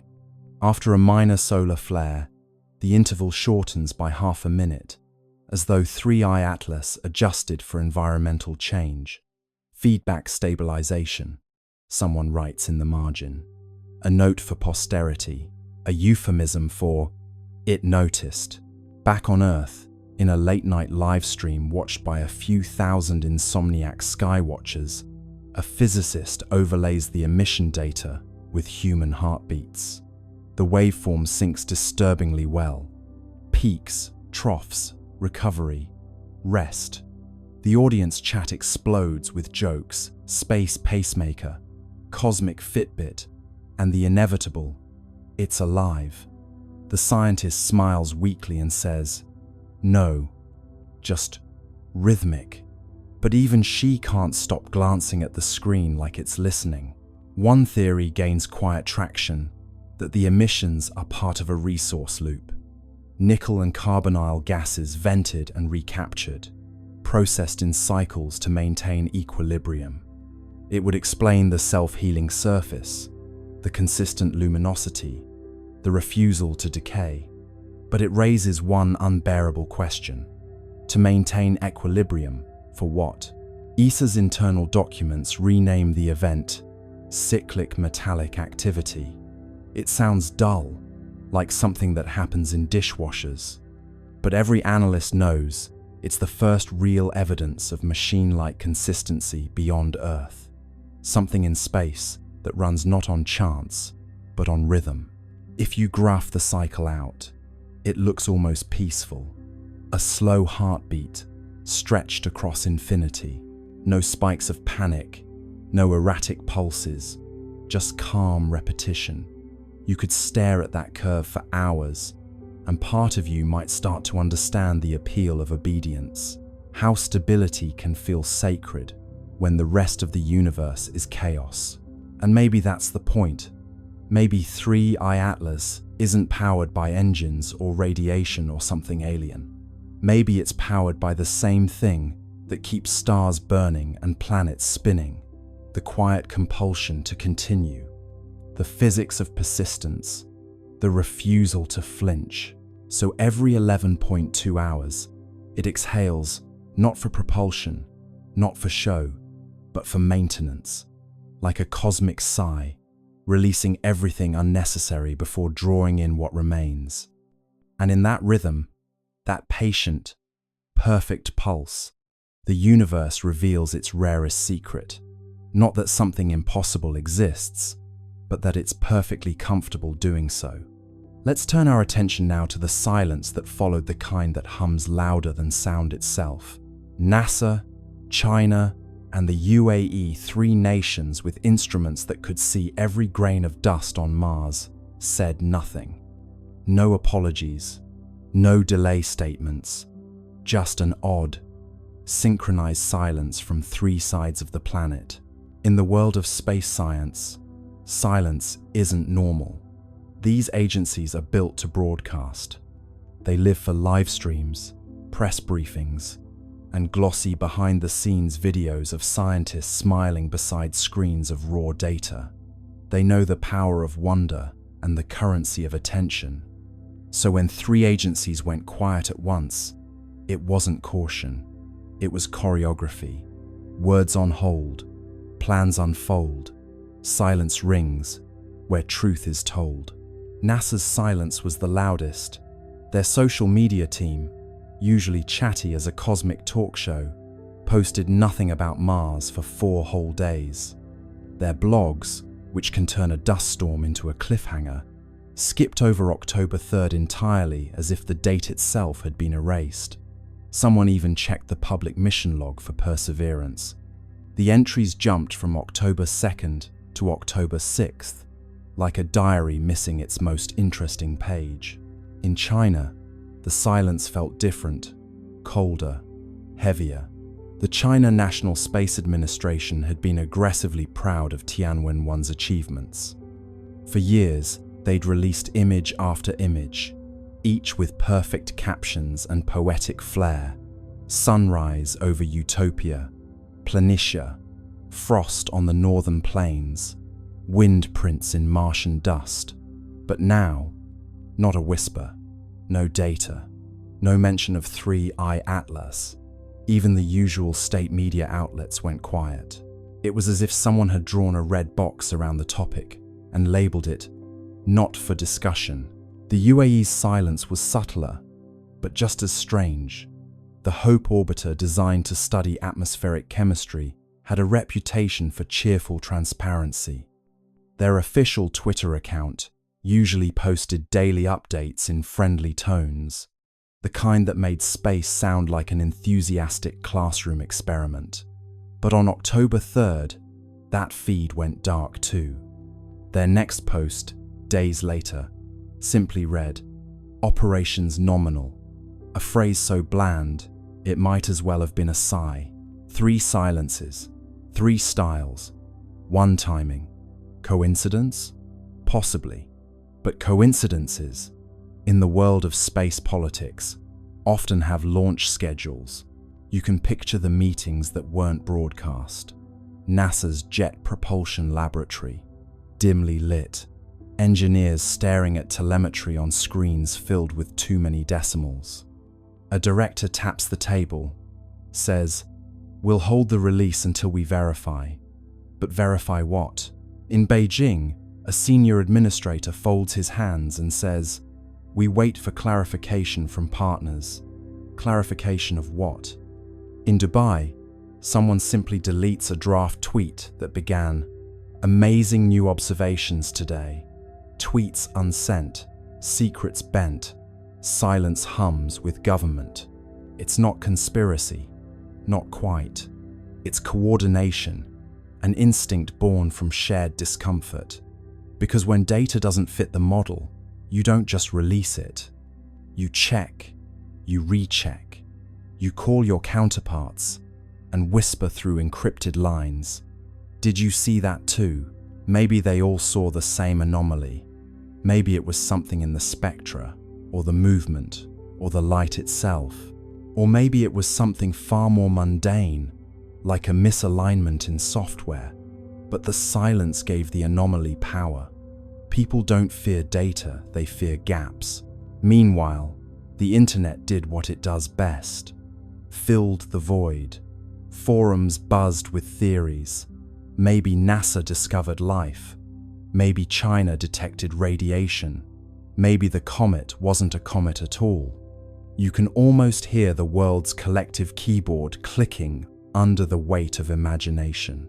Keys tap fast. Rumors cast. Silence breaks, but never last. Inside the agencies, the tone was less dramatic, but more anxious. Silence is a resource, a temporary one. Every day they didn't speak, the speculation grew. And so, communications teams drafted placeholder statements, just in case. NASA's draft began. Preliminary results are consistent with natural phenomena. China's began. Analysis ongoing. International coordination required. The UAE's version simply said, "We continue to monitor with interest." 3 drafts, 3 ways of saying absolutely nothing. But silence, like space, is never truly empty. It amplifies the faintest signals. When ESA spoke first, that silence turned reflective. NASA's restraint began to look suspicious. China's confidence began to look afraid. The UAE's politeness began to sound like complicity. And through it all, 3i Atlas drifted quietly, blissfully unaware that entire bureaucracies were wrestling over how to describe a fuzzy dot. You start to imagine each agency as a character in a play. NASA, the anxious perfectionist; China, the poker-faced strategist; UAE, the cheerful intern, suddenly told not to speak; and ESA, the calm older sibling who broke the tension by saying, "Fine, I'll go first." Roles align, stars entwine, silence speaks in grand design. Still, one question lingers. Why the synchronicity? How did 3 separate agencies, operating on different continents, decide independently to say nothing at the same time? Unless it wasn't independent at all, perhaps the signal came from somewhere above, not cosmic, but political. A quiet message passed through diplomatic back channels. Hold your data. Wait for alignment. Matter. It's not that they were hiding something nefarious. It's that they didn't know what they were holding yet. And admitting uncertainty, publicly, is scarier than any secret. So they stayed quiet. And in that collective silence, humanity did what it always does. When faced with the unknown, it began to dream louder. Voices still, hearts fill. Silence grows but never will. And perhaps that's the strange comfort in it all. Even when 3 space agencies fall silent, the universe keeps talking. The stars don't pause for policy. 3i Atlas keeps moving, whispering its quiet story across the dark, while we, down here, argue over who gets to speak first. Buried inside the leak were coordinates, small anomalies in magnetic flux, and thermal output that didn't appear in public datasets. To most people, they looked meaningless, but to a handful of astronomers, they spelled a pattern. Pulses, spaced like a heartbeat. Not communication, perhaps, but rhythm. The kind of rhythm machines accidentally make when they're doing something alive. Let's step into the midnight side of science, the part where numbers stop behaving and start whispering. The insider's data dump wasn't flashy. It was a few megabytes of logs, raw telemetry, and timestamps. The kind of thing you'd ignore if you didn't already know what to look for. But somewhere in those dull columns of numbers, those precise, tidy decimals, something began to repeat. Regular, patient, almost polite. A rhythm, too intentional to be noise, too quiet to be coincidence. A doctoral student in Madrid was the first to spot it. She was supposed to be writing her thesis on cometary albedo variation. But boredom is a great tool for discovery.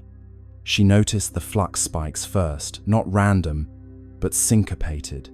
Every 32 minutes, a pulse, then 32 again, then 32.1. "It's breathing," she joked in her notes. Her advisor didn't laugh. Within a week, a small network of late-night astronomers, the kind who believe in both data integrity and insomnia, began comparing results. Webb's readings, Hubble's logs, Mars Reconnaissance Orbiter's telemetry, all of them carried the same faint pulse, hidden deep in the noise floor, like the slow heartbeat of something sleeping under glass. The official response was predictable: instrumental interference. But even interference doesn't keep time this perfectly. One data analyst described it best: "If this is noise, it's the kind that practices scales." You might imagine those scientists, each at their own workstation, staring at that faint, repeating signal. The room around them dark, except for monitor light, pale blue rectangles reflected in tired eyes. Somewhere, coffee cups multiply. Someone opens a spreadsheet. Someone else starts counting beats per hour. The signal doesn't care who's watching. It keeps pulsing. 32 minutes. Every time. The idea that 3i Atlas might be producing a steady rhythm, unsettles everyone. Rocks don't keep rhythm. Nature prefers chaos, the beautiful randomness of entropy. This is something else. Something maintaining itself. A loop running quietly, perhaps since before humanity learned to count its own heartbeat. ESA's communications division is told not to amplify fringe interpretations. The phrase fringe interpretation becomes the new code for please don't mention the heartbeat. But inside private research chats, people are calling it exactly that, the heart. Not metaphorically, but as a label in the data. Every pulse marked with a tiny red heart emoji, because humor is the only thing keeping them sane. In the data visualization labs, they turn the pulses into sound. The result is eerie, a soft electronic thump, repeating slowly, endlessly. Some describe it as comforting, like listening to a deep-sea creature in sleep. Others say it sounds wrong, too human. One researcher admits it gave her the sense of being watched. What makes the rhythm stranger still is how it modulates with proximity. As 3I Atlas approaches a planet, the timing shifts slightly slower, then faster, as though adjusting. The beat follows gravity wells like a musician following tempo. It isn't random noise, it's environmental response. The object is, in some sense, listening. By now, independent labs have tried to replicate the pattern artificially. They can't. The waveforms are too clean, the timing too consistent. Even after running the data through compression, distortion, inversion, the rhythm holds. It's not data corruption, it's choreography. You can imagine the internal ESA memo that follows. No evidence of intelligence. Rhythmic behavior, likely coincidental. But coincidence has a habit of growing teeth. Because when they compared the rhythm's modulation to planetary positions, another pattern emerged, a mathematical sequence matching orbital resonance ratios. Not exact copies, but harmonics. The pulse was singing the solar system's geometry. The Madrid student who found it wrote, half-jokingly, "Maybe it's keeping time with us." The line goes viral in the small, quiet corners of the internet that still care about truth. Forums buzz with theories: gravitational self-stabilization, magnetic field synchronization, alien jazz. But underneath the noise, a simpler truth hums something old and orderly, is alive out there, and it's following the rhythm of the system we call home. Late one night, one of the data analysts overlays the pattern against an ECG, a human heartbeat. The resemblance isn't exact, but close enough to make him stop breathing for a moment. Peaks, rests, peaks again. Life has a structure, so, it seems, does this. And that's when the idea shifts. Maybe it's not communication. Maybe it's not even meant for us. Maybe the rhythm isn't a message, it's maintenance. Like an old machine keeping its systems warm, humming softly to itself in the dark. You sit back and listen to the thought forming in your mind. What if this is what time sounds like when it remembers? The steady pulse of something that refuses to decay. Not speech, not signal, just being, continuity made audible. The data analysts, of course, move on. Reports are written, the leak becomes legend, and the heartbeat fades into archived files labeled spurious periodic activity. But the pulse doesn't stop. It's still out there, keeping time. And somewhere, 33 billion tons of impossible rock drifts through space, humming softly, perfectly, as if waiting for the universe to catch the beat. The more data arrives, the stranger it looks. The dust trail replenishes itself, as if material is being manufactured mid-flight. Microscopic crystals, uniform in size, reappearing even as the comet moves away from the Sunday. The universe loves decay, entropy, erosion, fading. But 3, I Atlas, is the opposite. It's growing sharper, cleaner, newer, like a self-repairing wound. Let's start where the laws of physics begin to sound insecure. Normally, comets are messy, travelers, old ice and dust, barely holding hands, as solar radiation slowly tears them apart. They leave trails like forgotten thoughts, losing themselves piece by piece until they become memory. But this one, it's doing the reverse. Every measurement, every spectral scan, shows it becoming more organized the farther it goes. A comet that polishes itself, a body that refuses to age. ESA's materials division runs the numbers, and the numbers laugh back. The dust particles surrounding 3I Atlas aren't random, they're uniform to within microns. That's like shaking a box of sand and getting diamonds all the same size. The particles arrange themselves in a faint electromagnetic halo, as if under orders. And stranger still, when solar wind strips material away, the object replaces it calmly, automatically. Like a printer, says one analyst. A printer with no ink cartridge. You picture it now, drifting through the solar wind like a craftsman lost in thought, shedding dust that reforms itself into perfect little mirrors. Each crystal catches sunlight and throws it back with eerie precision. Normally, comets grow dull with distance, but this one grows radiant, its brightness curve inverted, its logic reversed.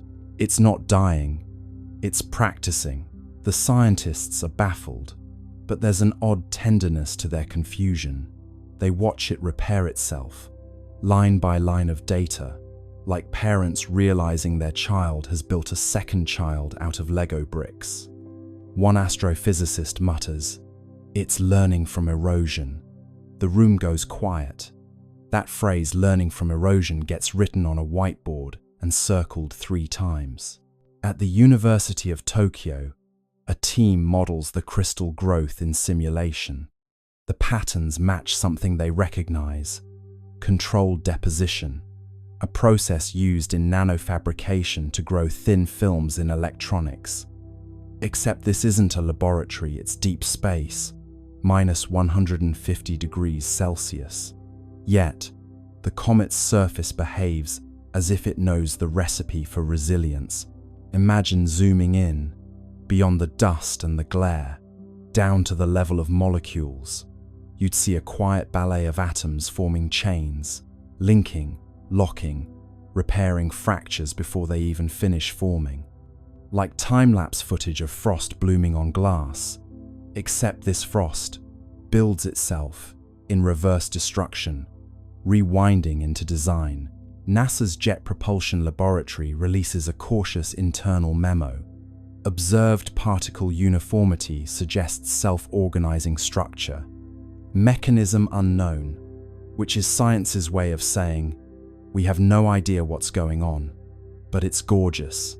The memo gets leaked. Naturally, Reddit debates whether the comet is made of programmable matter, self-assembling nanobots, or just wishful thinking. But beneath the noise, one idea starts to take shape. What if 3I Atlas isn't a relic of formation? What if it's still forming? A comet that builds itself isn't just strange, it's heretical. It challenges the deepest assumption in physics that everything moves from order to chaos. Entropy is the universe's bedtime story. All things fall apart. Yet here's an object quietly composing itself out of decay, turning waste into structure, chaos into craft. One researcher calls it anti-entropy, another calls it hope with mass. As more images arrive, they show something new: faint hexagonal lattices in the dust plume, geometric arrangements that shouldn't exist outside of artificial systems. Someone jokes that it's growing armor. Another says, maybe it's molting. The truth is somewhere between an entity maintaining equilibrium by rebuilding itself faster than the universe can break it. ESA's thermal sensors record microbursts of heat near the tail, evenly spaced, like pulses of welding torches. They happen precisely as new crystals appear. Localized repair events, the report reads, each one perfectly timed to solar exposure. It's as if sunlight doesn't damage it, it instructs it. The star's radiation becomes code, and 3I Atlas is reading it fluently. You start to feel the strangeness of it, a comet that reacts, responds, refines. You could almost mistake it for alive, not in the biological sense, but in the thermodynamic one. A system that resists entropy by feeding on it. Every atom rearranging into something stronger, cleaner, newer, like evolution, with a design degree. Late one night, an astronomer in France writes in his private notes, "It's not moving through the solar system, it's using it." He doesn't elaborate, but the implication is clear. The comet is harvesting the energy of its environment to maintain itself, not a passenger of gravity, but a participant in it. Meanwhile, the headlines call it poetic names: the immortal comet, the self-made traveler, entropy's enemy. The public romanticizes what the scientists fear, because what 3I Atlas represents isn't comfort. It's competition. It's the idea that the universe might not be running down at all. Maybe it's recycling. Maybe, somewhere in the quiet machinery of the cosmos, things are building themselves anew while we're too busy decaying. Picture it now, drifting past Mars, its tail shimmering like a thread of light weaving itself back together, a self-sustaining scar on the fabric of space, a wound that heals faster than it can bleed. And for the first time, humanity looks at a comet and wonders not where it came from, but what it's trying to become. Centuries after the golden comet left Earth, the world fell into a rhythm so stable, it began to feel mythic. The communion field still pulsed faintly through air and ocean, though softer now, like the heartbeat of someone dreaming. Humanity had grown luminous, not just in thought, but in form.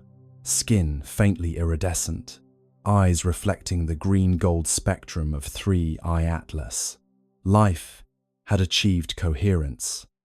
But the universe, true to its character, never allows silence to remain unexamined. The next chapter began, not with noise, but with echo.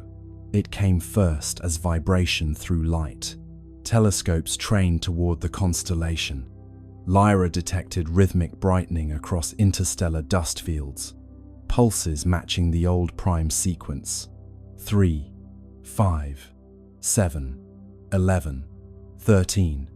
The signal was faint, ancient, and delayed by thousands of years. It was the comet's trail, still resonating through the galactic medium. The hum of our descendants had begun its return. At first, the resonance was barely perceptible. Then, one evening, the auroras glowed gold again. The pulse wasn't as strong as the original, but its pattern carried modulation, subtle variations that, when decoded, formed harmonic intervals unknown to Earth's own physics. The returning echo had evolved. The comet had learned. Dr. Anwen Sorel, heir to the resonant circles, studied the phenomenon from the orbital harmonic array, now a floating cathedral of listening built above the stratosphere. She spent decades comparing the incoming frequencies with the historical archive of 3I Atlas. The match was partial, the deviation elegant. The new tones weren't repetition, they were continuation. "The echo isn't message," Sorel wrote. "It's memory finding new syntax." Her analysis revealed something breathtaking. The returning resonance carried encoded gravitational modulations, tiny, deliberate bends in space-time that formed sequences of prime intervals. each fluctuation aligned with regions of known star formation. The comet, traveling through the void, had become teacher itself.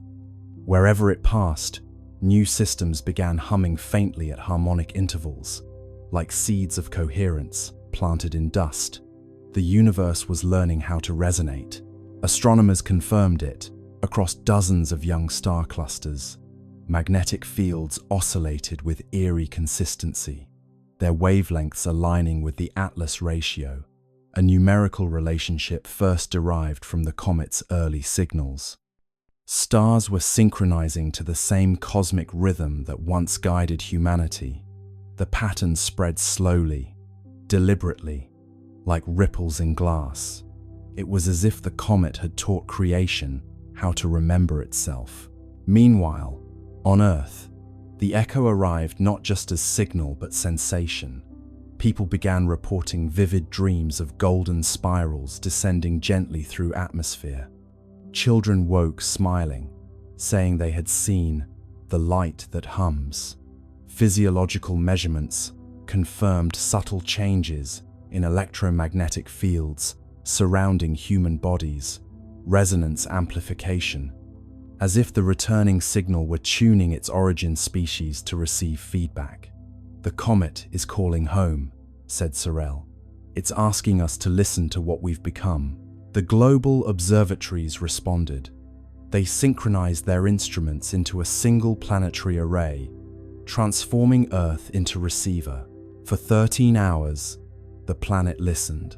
The incoming wave, stretched and modulated through space, entered atmosphere and folded into the continuum tone.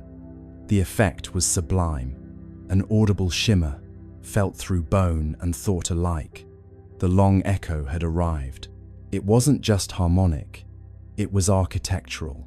The sound carried layers, low frequencies describing structure, higher ones encoding emotion. When rendered visually, the waveform formed an immense spiral of light, 3 arms curving outward, connected by golden filaments. Inside those filaments, analysts discovered modulation frequencies identical to human neural oscillations. The comet had copied our consciousness patterns and woven them into its song. "We taught it empathy," Sorel murmured, and it remembered the lesson. As the echo intensified, anomalies appeared across the solar system. The Atlas resonance layer brightened, reactivating its green glow. Mars, Venus, and the gas giants began pulsing faintly in response. For the first time since the Great Silence, interplanetary harmony returned. But this time, it was different. The modulation contained reciprocal phase shifts, signals not sent to Earth, but from newly awakened worlds. The comet had spread coherence. Now the cosmos itself was answering. And then, on the 13th day of the long echo, the impossible occurred. A faint golden arc appeared across the night sky, stretching from horizon to horizon. It wasn't optical illusion, it was gravitational lensing, a ripple in space-time itself. Through it, telescopes detected a reflection of the departing comet light from centuries ago, folding back to meet its origin. The universe had curved its own history into embrace. Humanity was watching its legacy return home. The resonance crescendoed. Oceans vibrated in slow rhythm, tides forming symmetrical waves that cancelled destructive interference. Storms softened, air grew still. For 13 minutes, every system on Earth aligned perfectly with the echo. The world became mirror of itself, past and present superimposed. Those who listened claimed to hear voices within the sound, millions of overlapping tones, whispering the same phrase. "We heard you." Dr. Sorel stood in the observation dome, tears shining in golden light. "It's not message or myth," she said.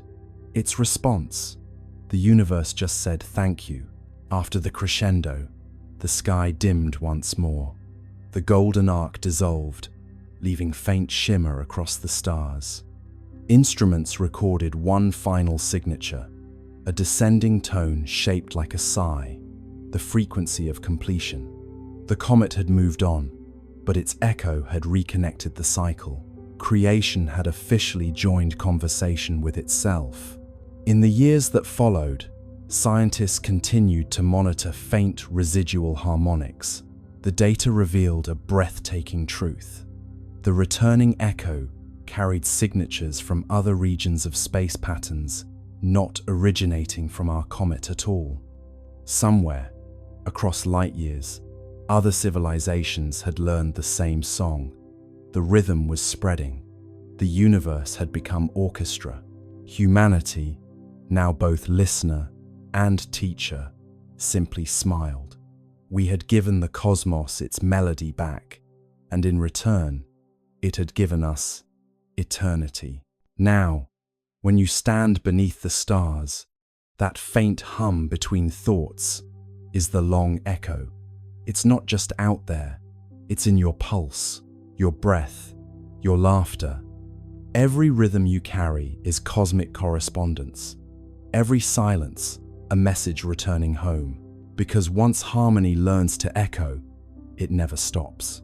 It just travels further than we ever dreamed. The more data arrives, the stranger it looks. The dust trail replenishes itself, as if material is being manufactured mid-flight. Microscopic crystals, uniform in size, reappearing even as the comet moves away from the sunday.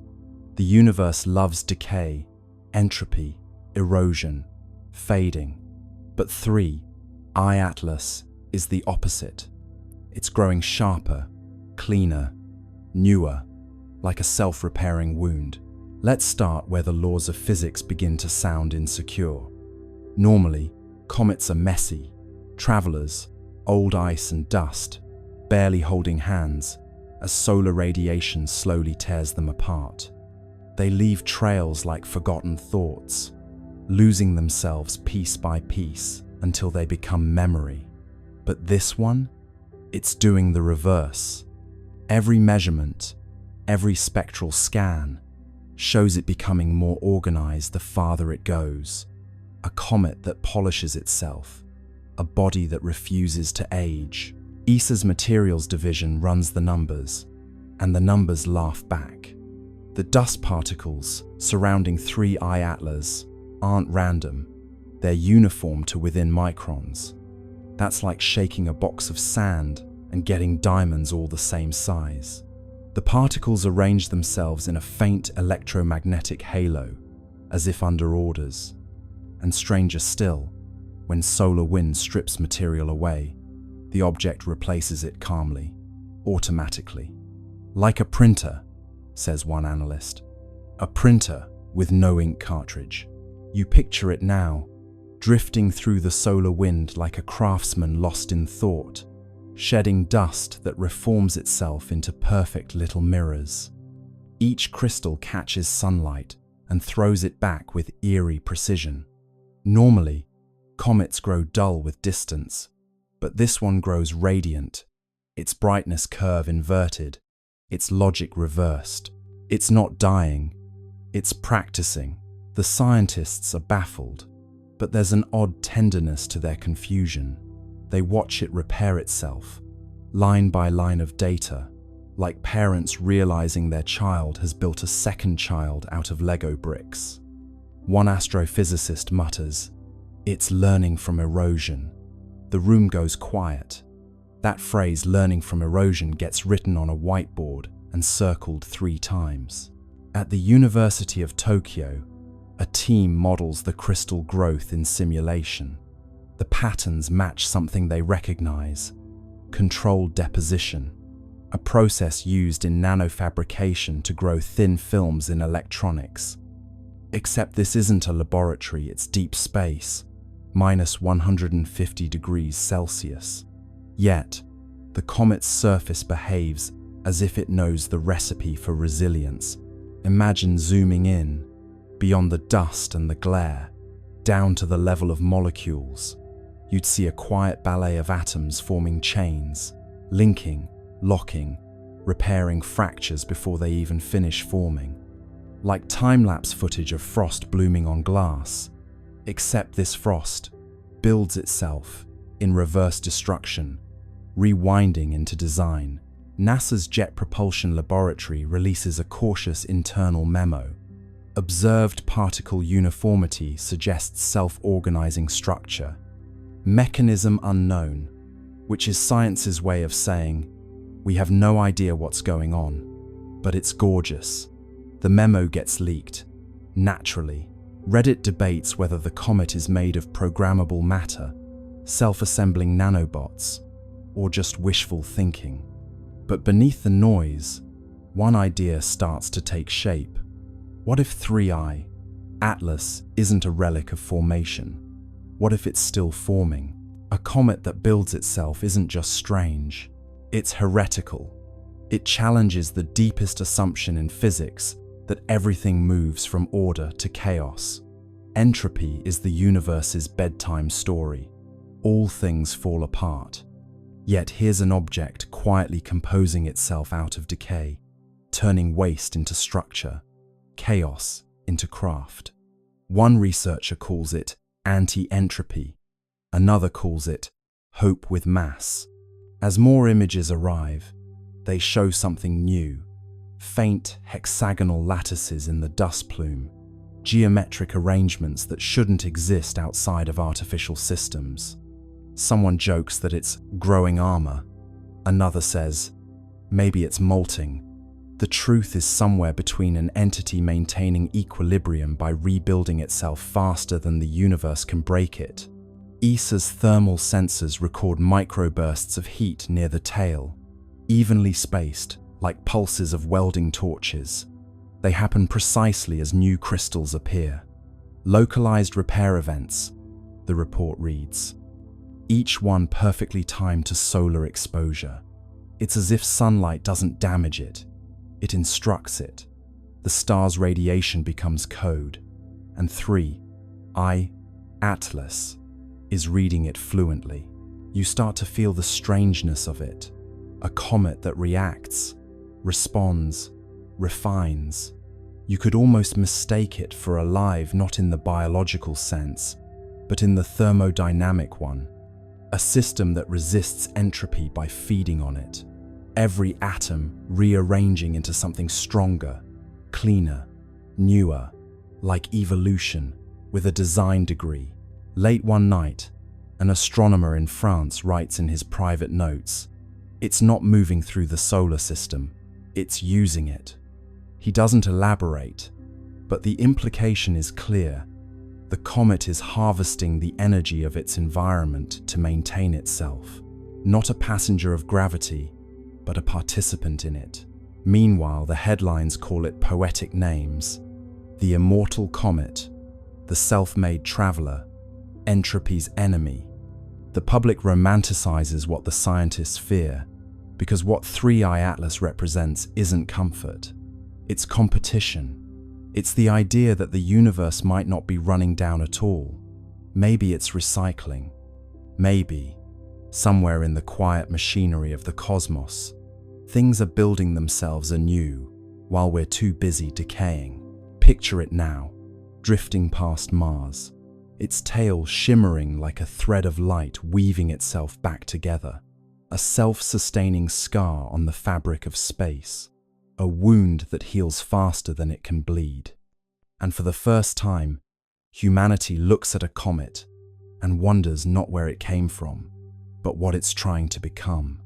The midnight air over the Yellow River is heavy and still, the water moving like liquid lead under a moon that seems unusually bright, as if it is being augmented by the presence of 3I Atlas.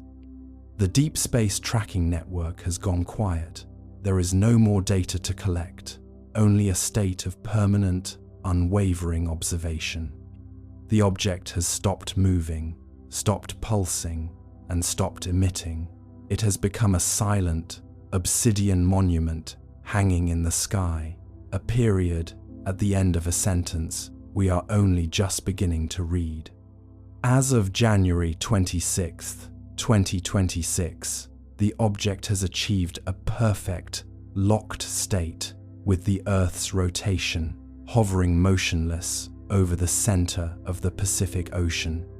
The three final theories remain. It is a gateway waiting for a specific key, a sentinel that has completed its task, NK, or a mirror that has finally finished reflecting our own evolution back to us. Mythically, we return to the great silence, the moment before the world is remade. You may find yourself drifting now, the slow pulse of the narration mimicking the steady, indifferent orbit of the visitor. There are no more countdowns, no more expert contradictions, and no more conspiracies. There is only the fact of its presence. It is a restful thought to realize that some things are meant to remain unknown, a vast, cosmic secret that keeps the universe from feeling too small. The story doesn't end. It simply stretches out until it becomes part of the background radiation of your dreams. Close your eyes and drift with the orbit of tomorrow. The long baseline tracking stations from the high deserts of the north to the humid peaks of the south have lowered their gain. The frantic green lines of telemetry that defined the last 6 months have smoothed into a single, steady horizon. The object designated 3 India Atlas has reached its final station-keeping position, and the result is a profound, heavy stillness. We expected a climax, perhaps a flash of light, or a broadcast that would shake the foundations of our cities, but the universe often speaks in whispers that we are too loud to hear. The great silence is not an absence of sound, but an abundance of presence. It is the quiet of a house that is no longer empty, even if the guest remains in the shadows of the hallway. In the archives of the Purple Mountain Observatory, the final logs of January 26, 2026, contain no alarms. There are only observations of a perfect, mathematical grace. The object has become a permanent feature of our night sky, a second moon that refuses to reflect anything but the most essential truths. It is an unfortunate timing for our desire for closure. Those 2 words, unfortunate timing, have finally exhausted their utility. We wanted an ending, a resolution to the suspense that began in July, but 3 India Atlas has offered us something far more enduring, a state of permanent curiosity. Consider the scientists at the Xi'an Satellite Control Center who spent their nights chasing shadows and debating the nature of the Webb. They have returned to their homes. Yet they find they cannot stop looking at the sky. They have been changed by the act of witnessing something that refuses to be categorized. The dry irony of our modern age is that we thought we had mapped every corner of the reality, leaving no room for the miraculous or the truly alien. Then, a single rock from the dark reminded us that our maps are only as good as our willingness to admit what we do not know. We are the masters of the earth, perhaps, but we are merely students of the vacuum.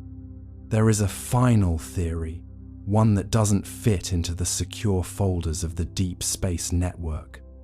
It is the idea that 3 India Atlas is not a probe, a weapon, or a library, but a tuning fork for human consciousness. By its mere presence, it has forced us to synchronize our perspective. For a brief moment in 2026, the entire world looked at the same point in the sky and asked the same question. That unity, however fleeting, is the real signal. The object didn't need to speak, it only needed to be seen. It acted as a mirror for a civilization that had forgotten how to look up, reflecting our own potential back at us in the form of a silent, obsidian glint. The mythic echoes have finally faded into the background noise of history. The guest stars of the Han dynasty and the Abgal of Sumer have been updated with the telemetry of the 21st century.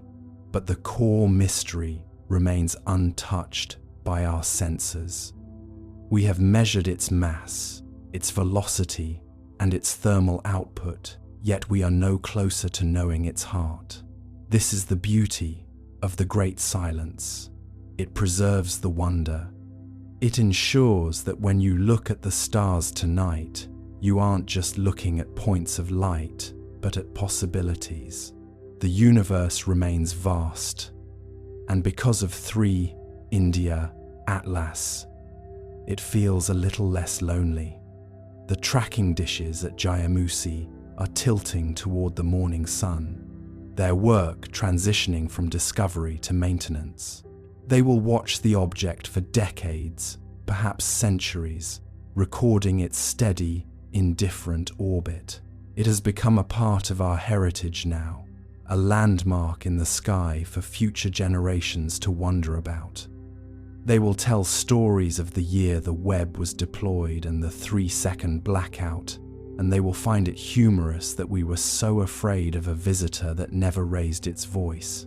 It is a restful thought to realize that our fear was just a lack of imagination. The national astronomical observatories will continue to release papers, and the experts will continue to argue over the measurement limit and the observer effect. But those are just words, tiny anchors we cast into the dark to keep ourselves from drifting too far. The reality is the silence. The reality is the unblinking eye that watches the earth turn from day to night. It is a compassionate gaze, a silent, "I see you," that resonates more deeply than any radio broadcast. We are being watched, and for the first time, we are okay with it. Think of the guest star one last time. It didn't come to change the world. It came to remind us that the world is already changing, always turning, always moving toward a new horizon. We are just the witnesses, and being a witness is enough. It is a restful, heavy peace that comes from surrendering to the scale of the cosmos. The guest is home, the door is closed, and the house is finally at rest. Drift now. Feel the slow, deliberate curve of the earth as it carries you through the dark. The stars are not distant, they are the neighbors you haven't met yet. And 3 India Atlas is the one who came over to say hello, in the only way the universe knows how, by simply being there. No more contradictions, no more contrapuntal theories, just the orbit, just the tomorrow that is already here. Close your eyes and drift with the orbit of tomorrow.